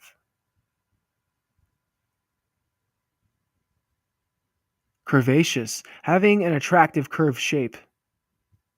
Predaceous. Living by seizing or taking prey. Herbaceous. Of, denoting, or relating to herbs. Genocide. Systematic killing of a nation, race, or group. Insecticide. Insecticide. Really? Insecticide? Am I saying that right? Insecticide. Okay. Insecticide. Substance used to kill insect. Oh my gosh. Insecticide. Substance used to kill insects. Oh, it's okay. Side, chop, kill, murder. Fungicide. Chemical that destroys fungus. Oviduct. Oh my gosh. Oviduct. Fallopian tubes. They use that. They use the fallopian tubes in a Wu-Tang Clan song. Duct. Vessel, tube. Aqueduct. Nope. Aqueduct. Aqueduct. I never heard of that word before. Dude, this stinks. I'm looking it up though. Sorry guys. I know you don't want to see me this. I know you don't want to hear me say this stuff, but one second. Aqueduct. Aqueduct. Aqueduct. Pronunciation. No way. It's actually that. Aqueduct. Let's do this. Aqueduct. An artificial channel for transporting water.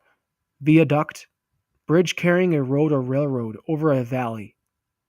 Okay, and then we got this. We got Ellie, and Ella. Small, little one. Novella. Story that is shorter than a novel. Morsel. A small piece of food bite. Fontanelli. A space between bone of skull and infant. Ian. Is that really Ian? It's got to be, right? Ian. Relating to native of like Algerian. A native or inhabitant of Algeria.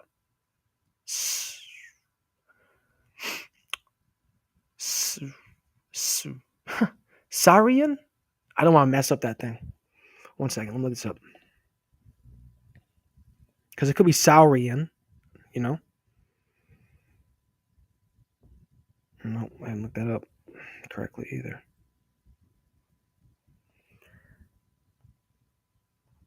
Saurian. Saurian.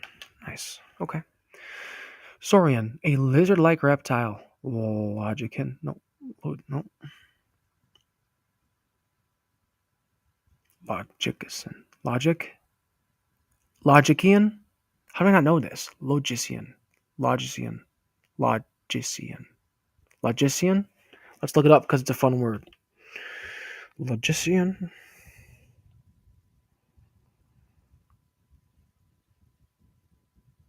Logician. Logician. See, I was way okay.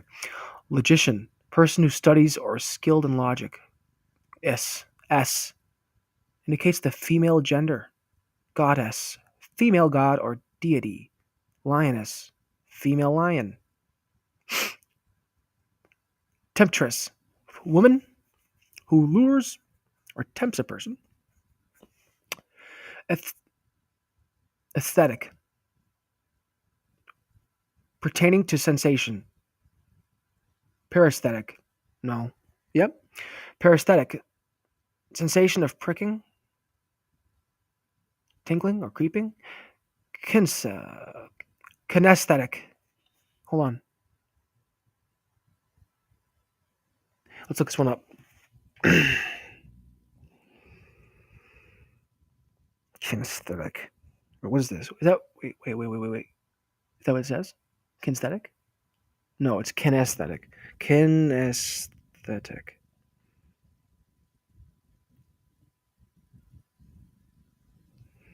Kinesthetic. Kinesthetic. What? Kinesthetic. Oh, okay. Kinesthetic. Learning through touch. Um, please. Aesthetic, right? Concerned with look or beauty. For someone or something that carries, bears, or produces the thing indicated by the stem.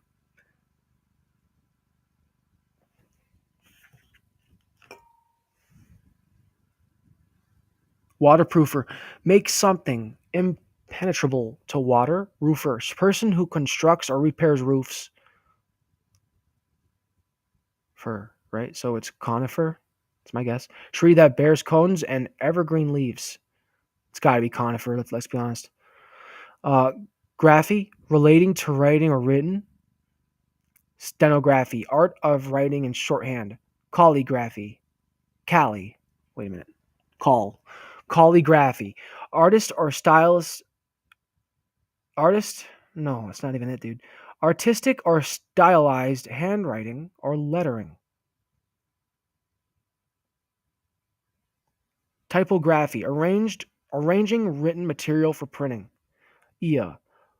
Pathological state. Specified condition of a disease or process. Hyperesthesia. Hyperthesia. Hyperthesia. Excessive physical sensitivity. Hyper hyperglycemia. Excessive of glucose in the bloodstream. Hypochondria. Abnormal anxiety about one's health. Lacking, free form without, fearless, lacking anxiety, joyless, grim, or dismal. Childless, not having any kids.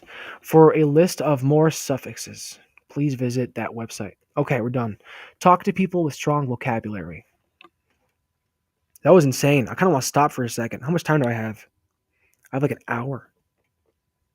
It's 10:40. Hold on. 11:40. I have an hour and 20 minutes until it's 12 o'clock. An hour and 20 minutes. I don't know if I can get through it. I hope I can. I want to get through it before 12. My throat is hurting though. I'm going to take a break and listen to my heart. All right. Thank you guys. Stay tuned for more. We're going to keep reading.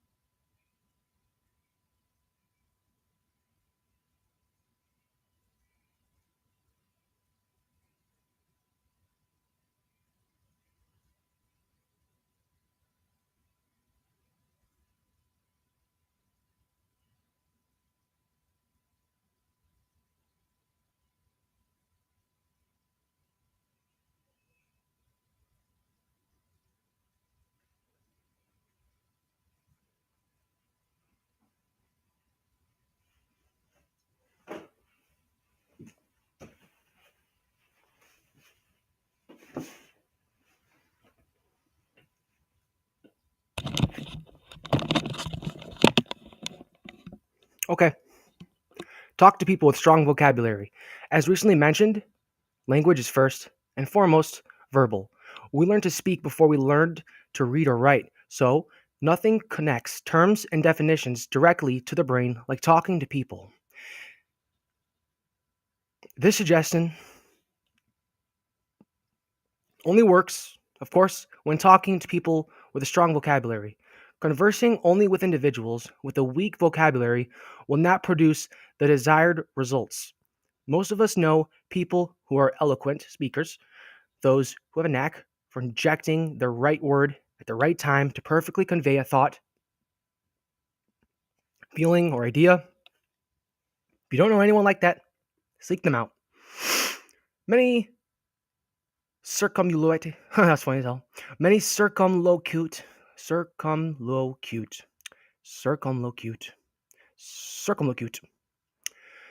Many circumlocute avoid, let's do it again, circumlocute.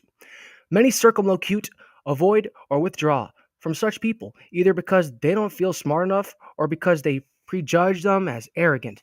Avoiding them, unfortunately, will not help grow vocabulary. Don't feel shy or embarrassed to ask speakers to define unfamiliar words they use in conversation. An easy approach is to ask, "What do you mean by?" or "What do you mean when you say?" For example, if someone uses the word replete, you can ask, "What do you mean by replete?" Or "What do you mean when you say replete?" Asking a question this way doesn't reveal that you are unaware of the meaning. It simply signals that you seek clarification. However, it's necessary to use such a roundabout approach. It is okay to ask directly for a word's meaning.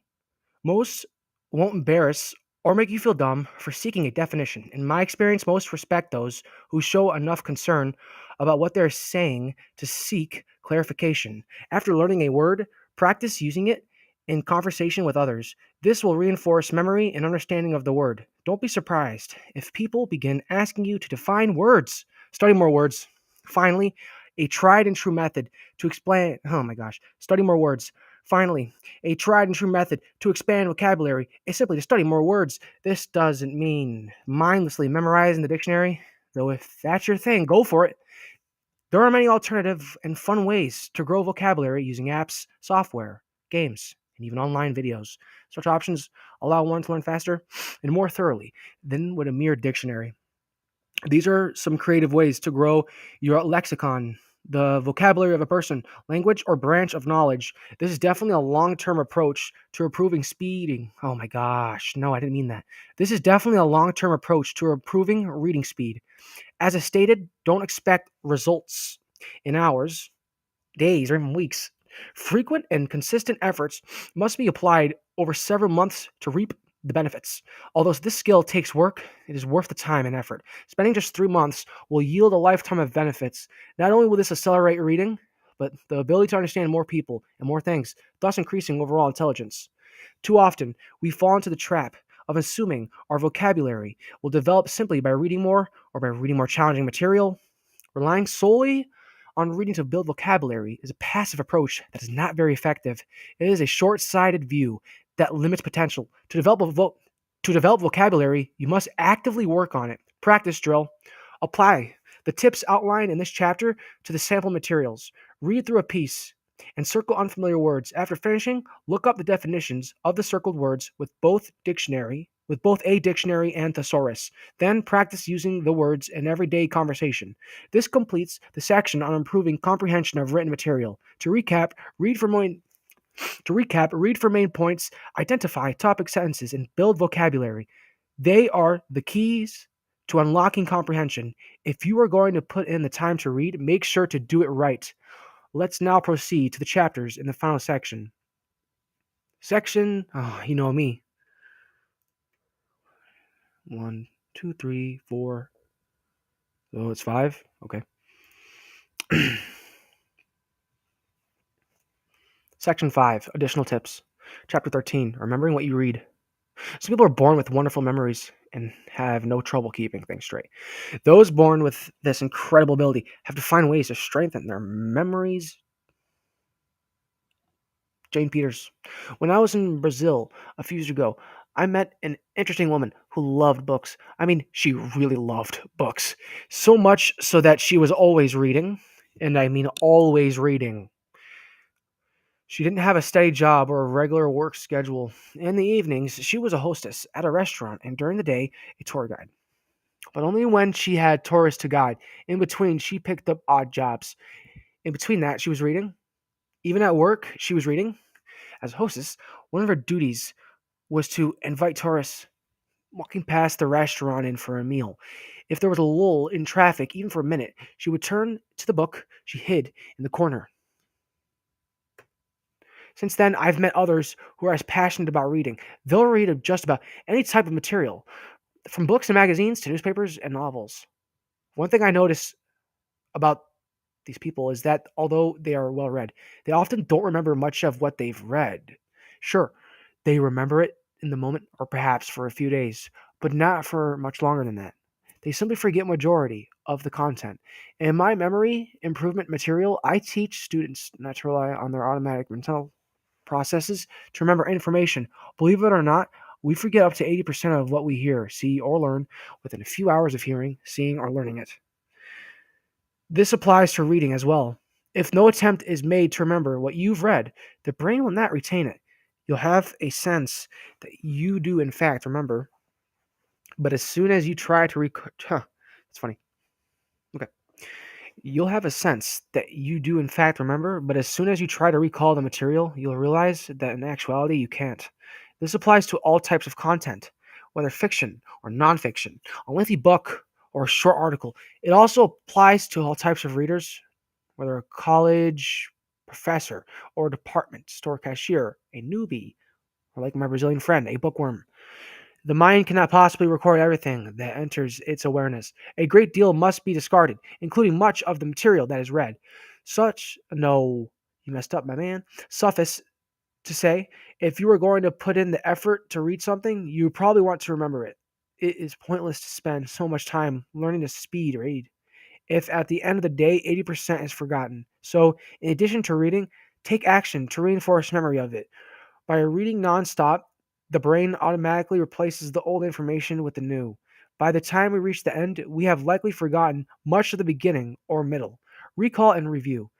The way to prevent forgetting is to do what I term recall and review. While reading, stop at some point and recall what you just read or learn up to that point. You can stop either every half hour or so, or every chapter lesson or subsection. It is important that the content is recalled from memory rather than looking at notes or going back to the material. Allow the information to come to mind on its own without relying on anything else. When confident that you've recalled everything, revisit the passage or any notes you took to see if what you remembered was accurate and complete. It can help to underline important areas while reading, then go back to review those areas. Adding this process of review after recall ensures that you remember everything correctly and that it remains fresh. It's a simple step that takes very little time but can have a significant impact on reading and memory. The fact is, if you don't actively do something to remember what you read, you're going to lose it. It's not a question of it. No, it's not a question of if, but when. And that when is usually within hours. A great time to practice recall and review is after returning from breaks. When you return to a book after putting it down, quickly recall what you've read so far before moving ahead. For example, if you read 2 chapters of a novel during the morning commute, the next time you pick up the novel, take a minute to review what you read that morning before reading further. Doing so will not only refresh memory of the previous material, but take you smoothly into the new content.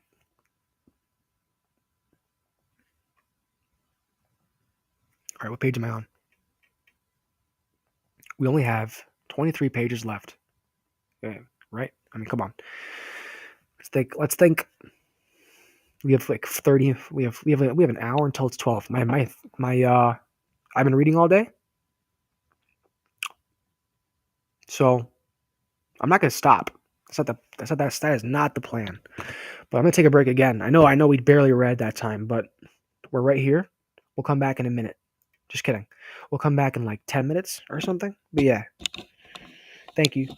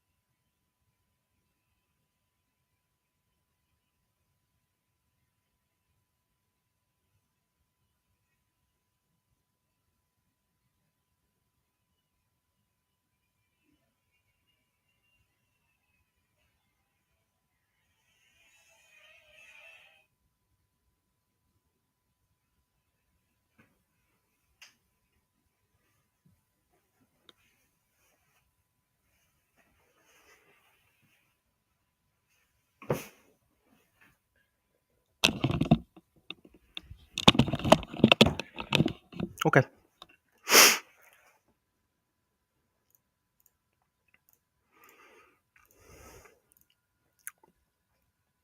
Recall and review is especially useful at the end. After finishing a book, article, or any other piece of writing, take a moment to reflect on it. Try to recall as much as possible. And when you can't recall any further, quickly review the material to ensure that what you recalled is accurate and complete. This will cement the information into long term storage. Now let's discuss what to focus on during the recall and review. If reading a story or novel, think about the events that occurred in the story since you last read, what happened to the characters, and what did their dialogue reveal. Were new characters introduced? Did old ones leave? Or were there major twists and turns in the plot? See if you can recall the scenery or elements of scenes that are important to the story or that stood out. With nonfiction, use the suggestions in the previous section about main points and topic sentences. Can you recall the points the author made? What details did the author provide to support his or her claim? Think about any information that was fascinating, though don't assume that because a fact is fascinating, that you automatically remember it. Also, keep in mind that when you find so captivating may not be the main point. When you first attempt this exercise, you may not be able to recall much. You were attentive and engaged while reading because you understood the material, but now you're drawing a blank. It's as if the brain held the content only long enough to understand the sentence or paragraph before throwing it out. If this describes your experience, then you get when I say the mind discards 80% of what is read, sometimes within minutes or even seconds of reading it. That's why the recall and review exercise is so vital. In fact, this technique actually trains the mind to hold on to more of what it reads. If the mind knows that it will be called upon to remember a passage, it will work harder to remember it. Since the mind is aware that information will be requested later, it will think twice before throwing it all out. In effect, recall promotes focus. It's a natural byproduct of the exercise. Suddenly, you begin paying more attention. Because the mind is conscious, it will need to recite the content later. All you need to do is develop the habit of regularly recalling and reviewing material you read, and concentration will improve naturally. If a book takes a week to finish, and throughout the week you take a few moments to regularly recall the material, your memory and comprehension will be far greater than if you read the book 2 or even 3 times. Information won't disappear like it does for so many others. As with purpose and preview, most prefer to skip this step. They would much rather jump to the next reading or assignment than spend time recalling and reviewing what they just read. You too might be inclined to skip this step, but understand that this advice is meant to enhance your memory and comprehension, not force you to do things you dislike. To improve memory, learning, and comprehension, add this valuable step of recall and review. Practice drill. Recall what you read in this chapter, beginning with something easy, like the main point of the title. Next, can you recall how this chapter started? Yes, it started with a story about a woman I met. Do you remember where we met? What about the story I told her? What about the story? What about the story I told about her?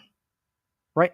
We met in Brazil and she loved books. How did I use that story to lead into the discussion of this chapter? What else can you remember? Do you remember why recall and review is important? How much of what we read, hear, and see do we lose within an hour? Were specific were specific instructions offered in this chapter? If so, what were they? Once you can't recall anymore, review the chapter to see what you remembered is accurate and complete. If this is your first attempt at mental recall, you will probably miss many points. Even veterans of this technique miss something. That's why it helps to review afterward to ensure that nothing is missed. Now it's time to practice on the materials gathered for the drills. No need to reread them, since by now they've been read several times. Simply try to recall the content, then review to gauge how completely you remember everything. In the beginning, recall can be aggravating. While attempting to trigger memory, the mind draws a blank. It knows what was read, but in the moment, it doesn't want to work on retrieving it. Try harder only raises the aggravation. Trying harder only raises the aggravation. If you can push past the mind's resistance, the next challenge is that you can articulate the content as you effortlessly as the author. If you can't push past the mind's resistance, the next challenge is that you can't articulate the content as effortlessly as the author. This occurs because you've likely never practiced the art of recall. Recall, as you've hopefully gathered from this drill, requires plenty of practice. It must be done repeatedly to integrate it into a habit. In the beginning, It will feel like the memories have to be pried out of your mind. Over time, the need to pry fades and eventually disappears. As explained, your mind will begin to realize anything it reads will be requested later, and so it will work hard to pay attention and remember it. and remember it while reading. The more you exercise recall, the harder the brain will work, and the stronger concentration and memory will become. In fact, you don't have to work directly on improving concentration and memory. You simply have to work on recalling and reviewing any information you read, hear, or see, and concentration and memory will improve on their own. To effectively recall what we read, we must pay attention. But a devious little habit called daydreaming can get in the way. The next chapter discusses the disruptive nature of daydreaming and ways to manage it. Chapter 14, Visualize. Reading is an active, imaginative act. Khalid Hosseini.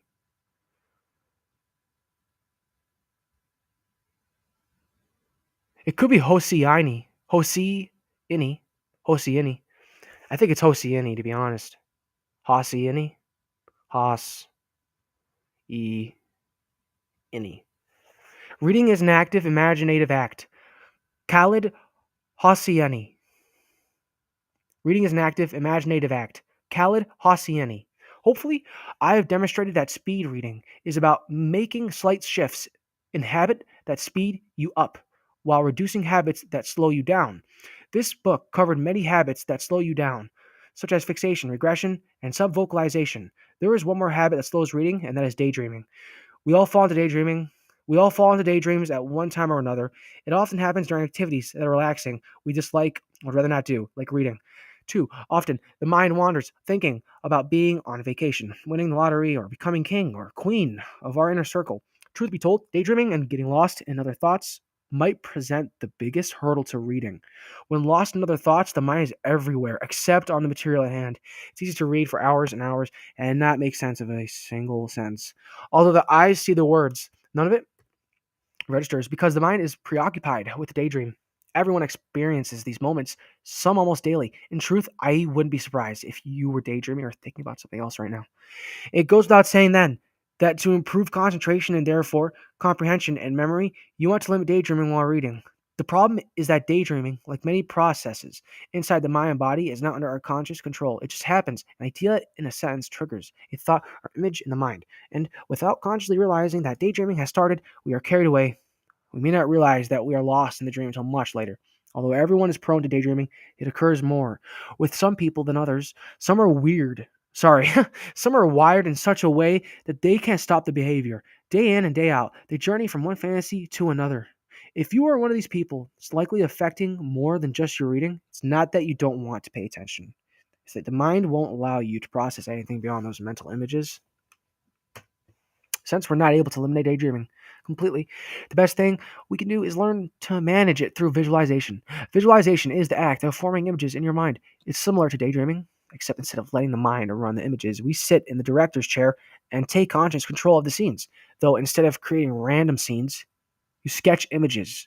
The words, you're just, oh my gosh. Though instead of creating random scenes, you sketch images. The words you're reading describe. With a novel, for example, that involves visualizing the characters, scenery, and everything that happens, just as the author describes. If reading about a process, visualizing each step or phase of the process from beginning to end. If, on the other hand, the material is a tutorial or instruction manual, visualize exactly how each step should be performed. This is the essence of visualization during reading. Keep in mind, the goal is to visualize and read at the same time. So, form mental images of sentences as you read them. Do not wait until the sentence, paragraph, or passage ends to begin visualizing. Simply allow the two activities to occur simultaneously. Also, do not stop at each sentence to complete the imagery. Also, do not stop at each sentence to complete the image, but move sentence to sentence, forming images along the way. As you might expect, this is not easy. Truth be told, it's more challenging than any other technique in this book. Forming images while reading forces the mind to perform two distinct activities at the same time. The brain must make sense of words and at the same time create a visual of the meaning. If you are not used to doing both, it can be overwhelming. You may experience fixation, regression, and brain knots as you figure out how to picture a particular sentence. As challenging or overwhelming as it may initially seem, the skill be learned. As challenging or overwhelming as it may initially seem, the skill can be learned relatively quickly by tapping. Shoot, as challenging or overwhelming as it may initially seem, the skill can be learned relatively quickly by taking it one step at a time, which is what you will learn in this chapter. Developing visualization skills. The following instructions will walk you through the process of fostering the skill of visualizing written material. With practice, you'll develop the ability to glide through text as images automatically form in your mind. Words. Let's begin with something easy, visualizing single words. The following table lists 60 words. Look at each word and create an image in your mind. For example, the first 3 words in the list are dog, phone, and painting. So create an image of a dog, then a phone, and after, painting. Do this swiftly. Look at a word, quickly create a mental image. Do this quickly. Oh my gosh. Do this swiftly. Look at a word, quickly create a mental image, and move to the next word.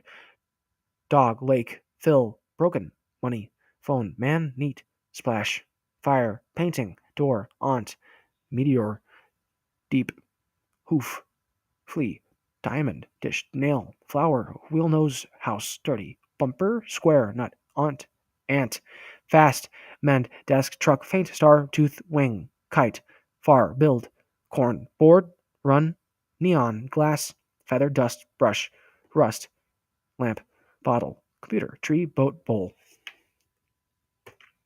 curtain, button, hat, sunset, mentor. That wasn't so bad. As you saw, visualizing is not too difficult and can be done rather quickly. Though practice is key. To practice on more words, please visit this website. Phrases. Next, move to visualizing multiple words. Below is another table, though this one lists word pairs. Create a visual image of each pair. As before, do it quickly. Look at the word pair, visualize the pair, and move to the next pair. Red brick. Brick. Pot roast. Roasted.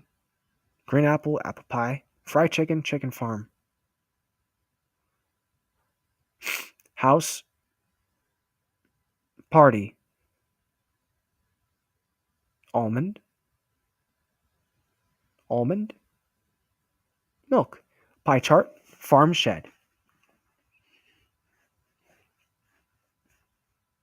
White goose. Sweet. Honey. Broken glass. Garage door. Gooseneck. Honey bee. Glass ceiling door key. That's kind of cool. Necktie. Beehive. Ceiling fan. Keypad. Sentences. Let's take it up a notch to sentences. Read the following sentences and mentally picture the action they describe.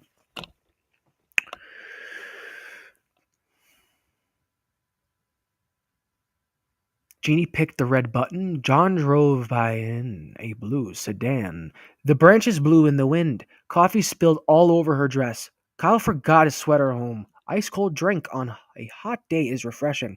Look at you. You've already visualizing sentences. Wow. Look at you. You're already visualizing sentences. Again, it helps to practice on more than the sentences offered here. For additional sentences, please visit this website. Fiction. Once you've practiced on randomly generated words, phrases, and sentences, the next step is to practice. With works of fiction, such as novels or poetry, these types of works tend to be highly descriptive, which translate easily into visual images. In fact, such literature naturally lends itself to being visualized. Images will automatically appear, like a movie, right in your head, and all you have to do is allow them to form as you read. News articles and reports. When visualizing fiction becomes comfortable and natural, move on to news articles and reports. Even though the news is factual, journalists present these facts in story form. Thus why they are called news stories. Since they are presented like a story, they usually contain descriptions that are easy to visualize. The goal when reading news stories is to picture the events and incidents being described. If a story reports a fire at a suburban lake house in which 3 people were rescued, imagine a burning house by a lake with firefighters. If a story reports a fire at a suburban lake house in which 3 people were rescued, imagine a burning house by a lake with firefighters rescuing the 3 residents. History. The next level up is history. Much like news, history tells stories, except these stories are about the past.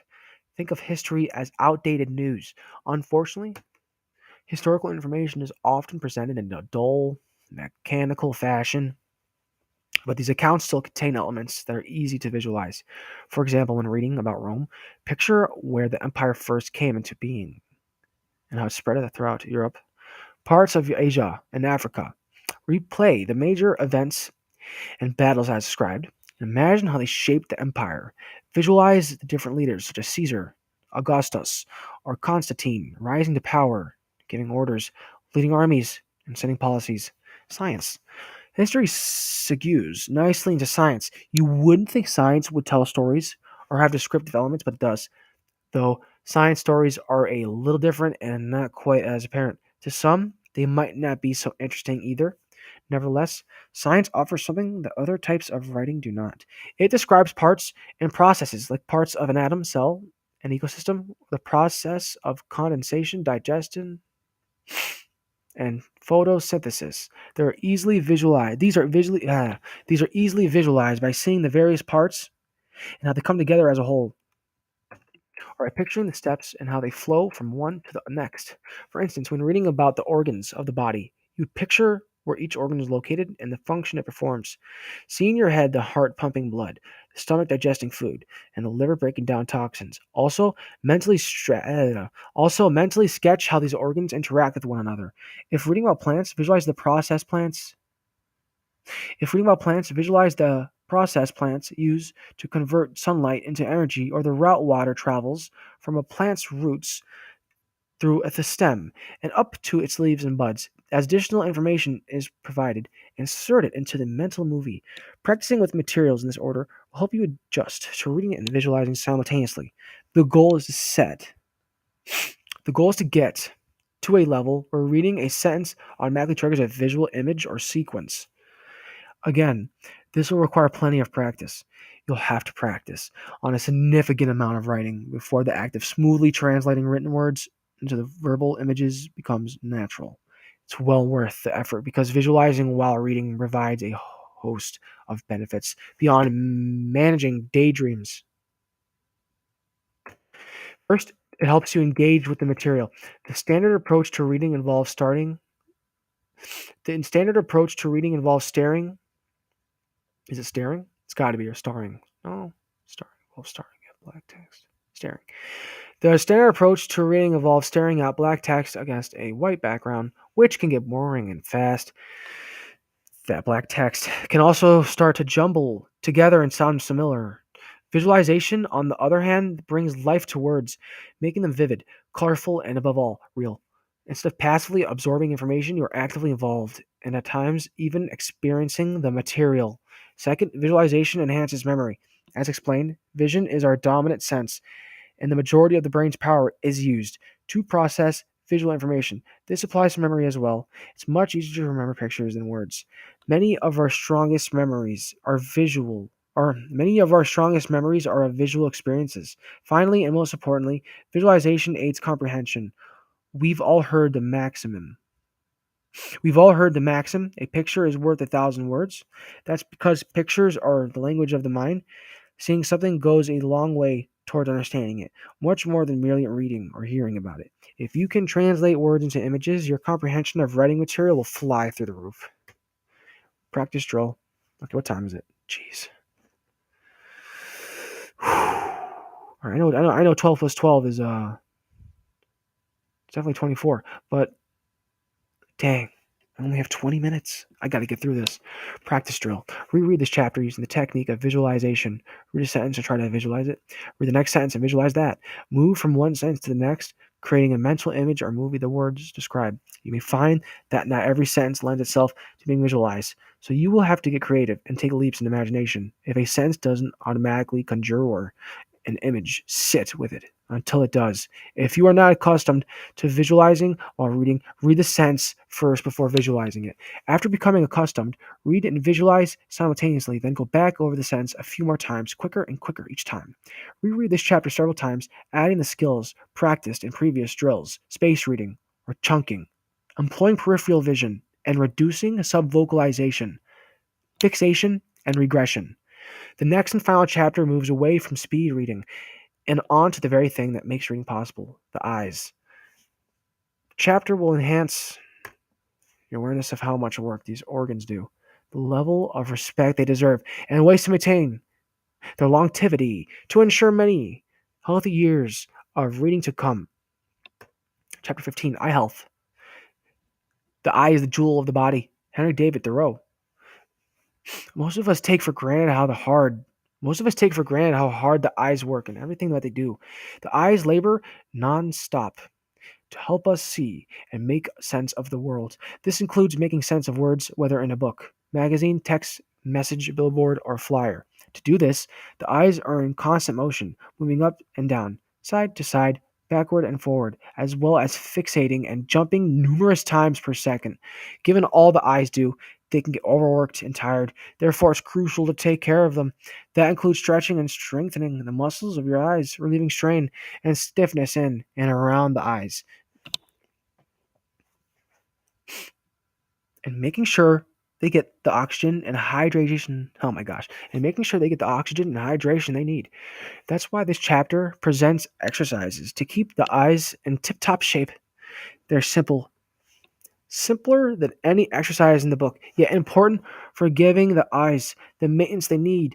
Doing them daily will improve the strength, flexibility, and range of motion of your eyes. And strong, flexible eye muscles go a long way toward better reading. You will be able to focus better and improve reaction time, reduce eye fatigue, and increase eye strain.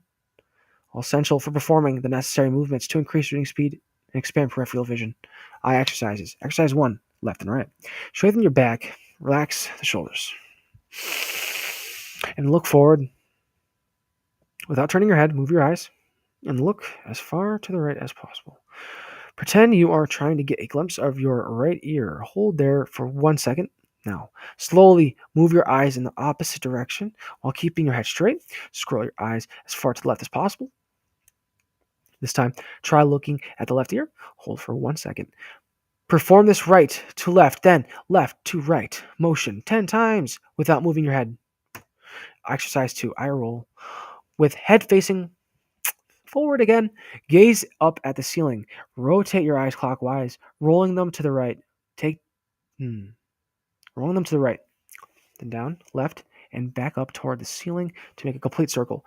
Try to be smooth and fluid in your movements while noticing objects in the furthest corner of your peripheral vision. Now do this in reverse. Rotate the eyes counterclockwise by looking left, then down, then to the right, and finally back to the top. Repeat each direction 5 times, exaggerating the movement to stretch those muscles as much as is comfortably possible.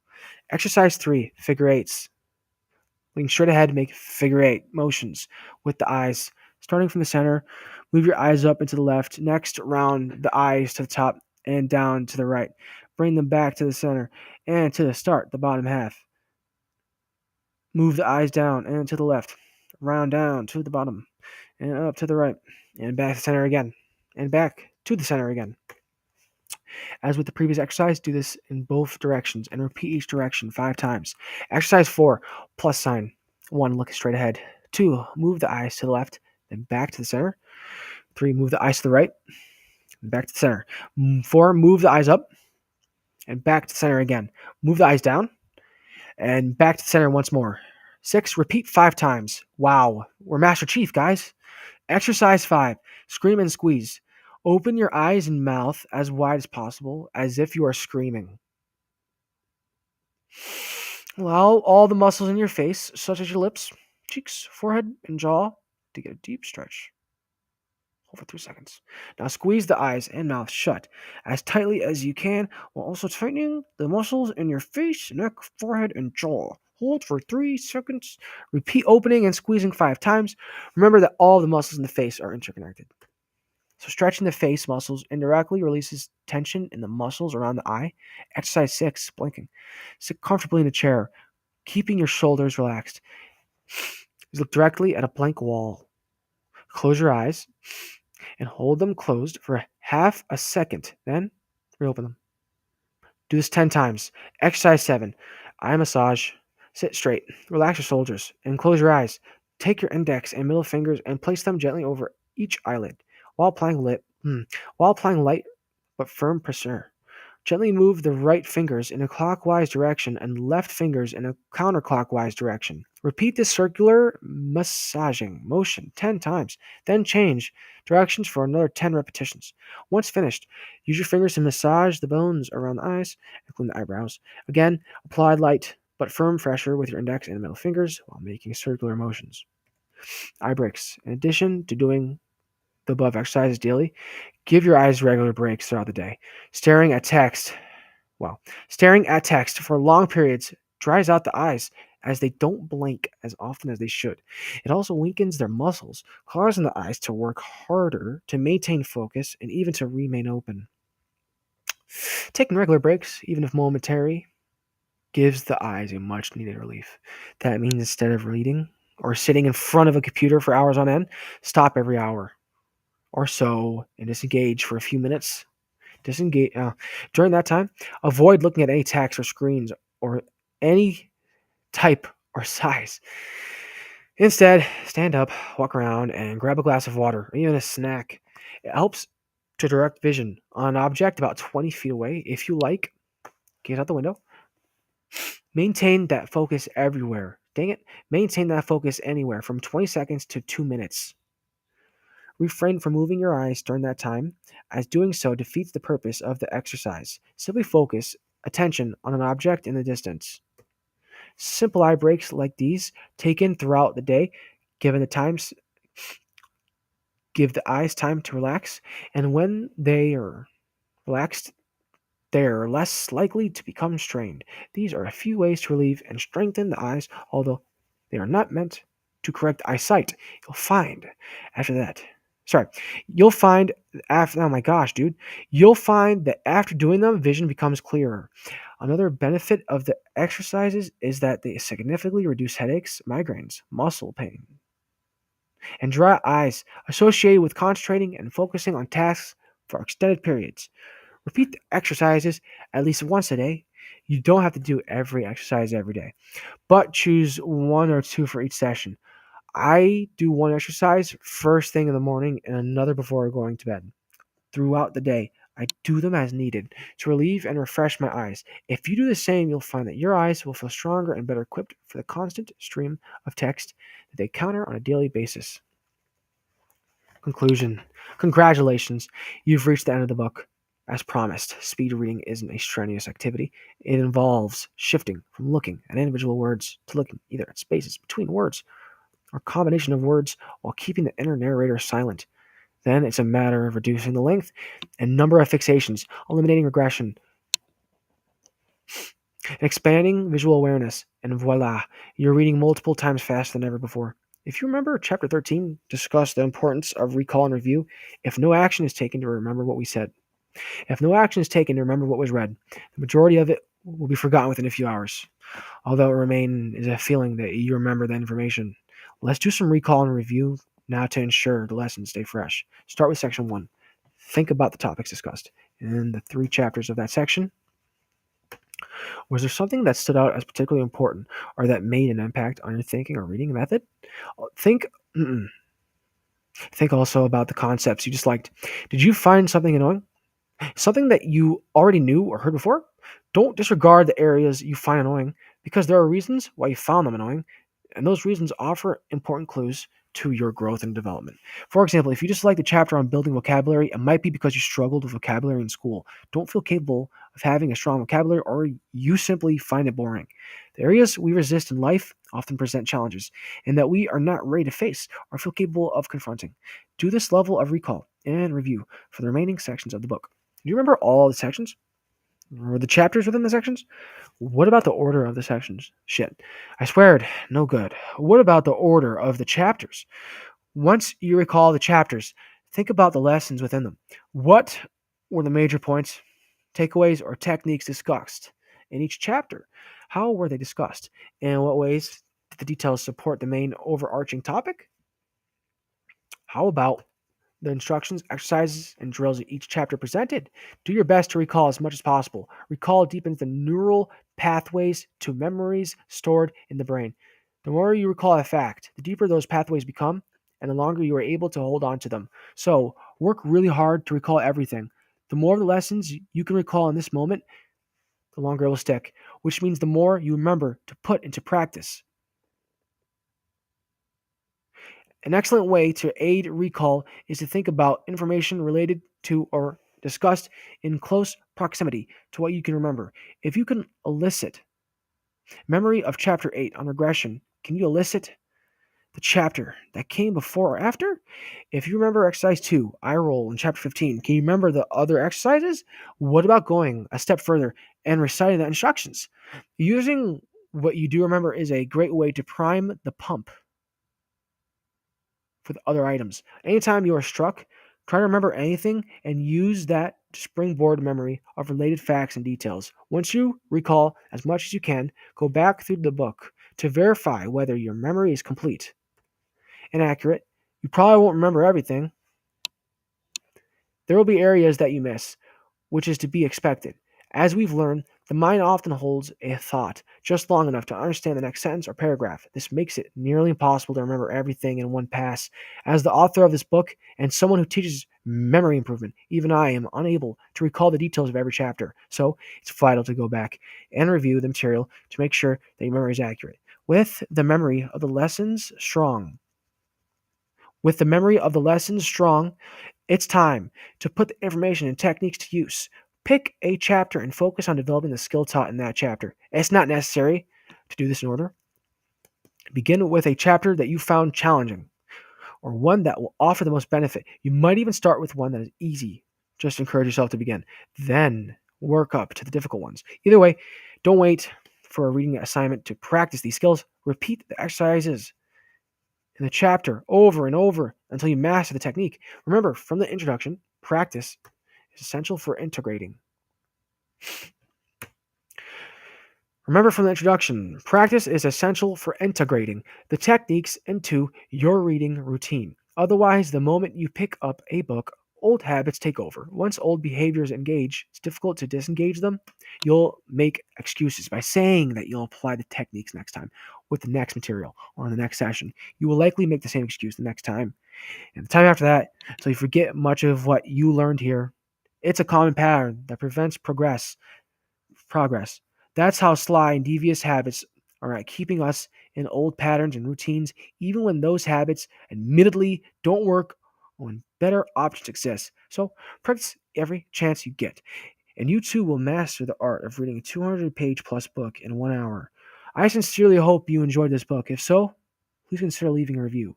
Even if it is a few words, it will allow me to keep writing great content for you and encourage others to take a chance on improving their reading speed, comprehension, and memory. Click here to leave the review. Recommend reading. To learn more ways to elevate the performance of your mind and thus your grades, career, relationships, and life, the following are great additions to what you just read. Everyday memory, easy ways to remember names, dates, facts, lectures. Concentration, maintain laser sharp focus and attention for stretches of 5 hours or more. Mind mapping, improve memory, concentration, communication, organization, creativity, and time management. If you haven't accessed the bonus guide offered earlier, conquer your internal residence to make more money, have better relationships, and live a fulfilling life. You can still do so at that website right there.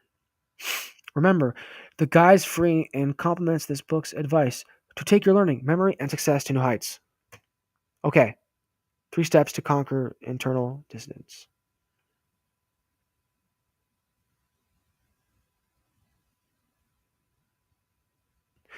3 steps to conquer internal resistance.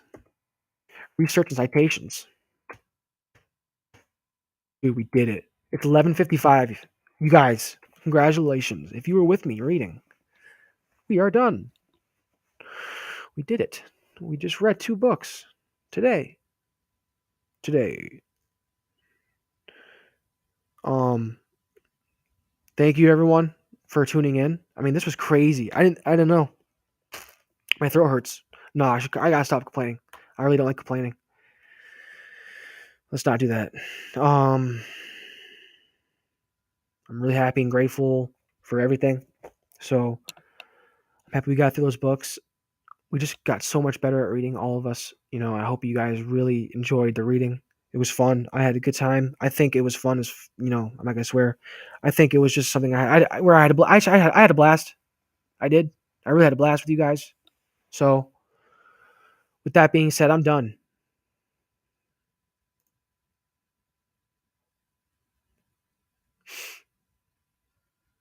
Thanks for everything. Goodbye, my friend.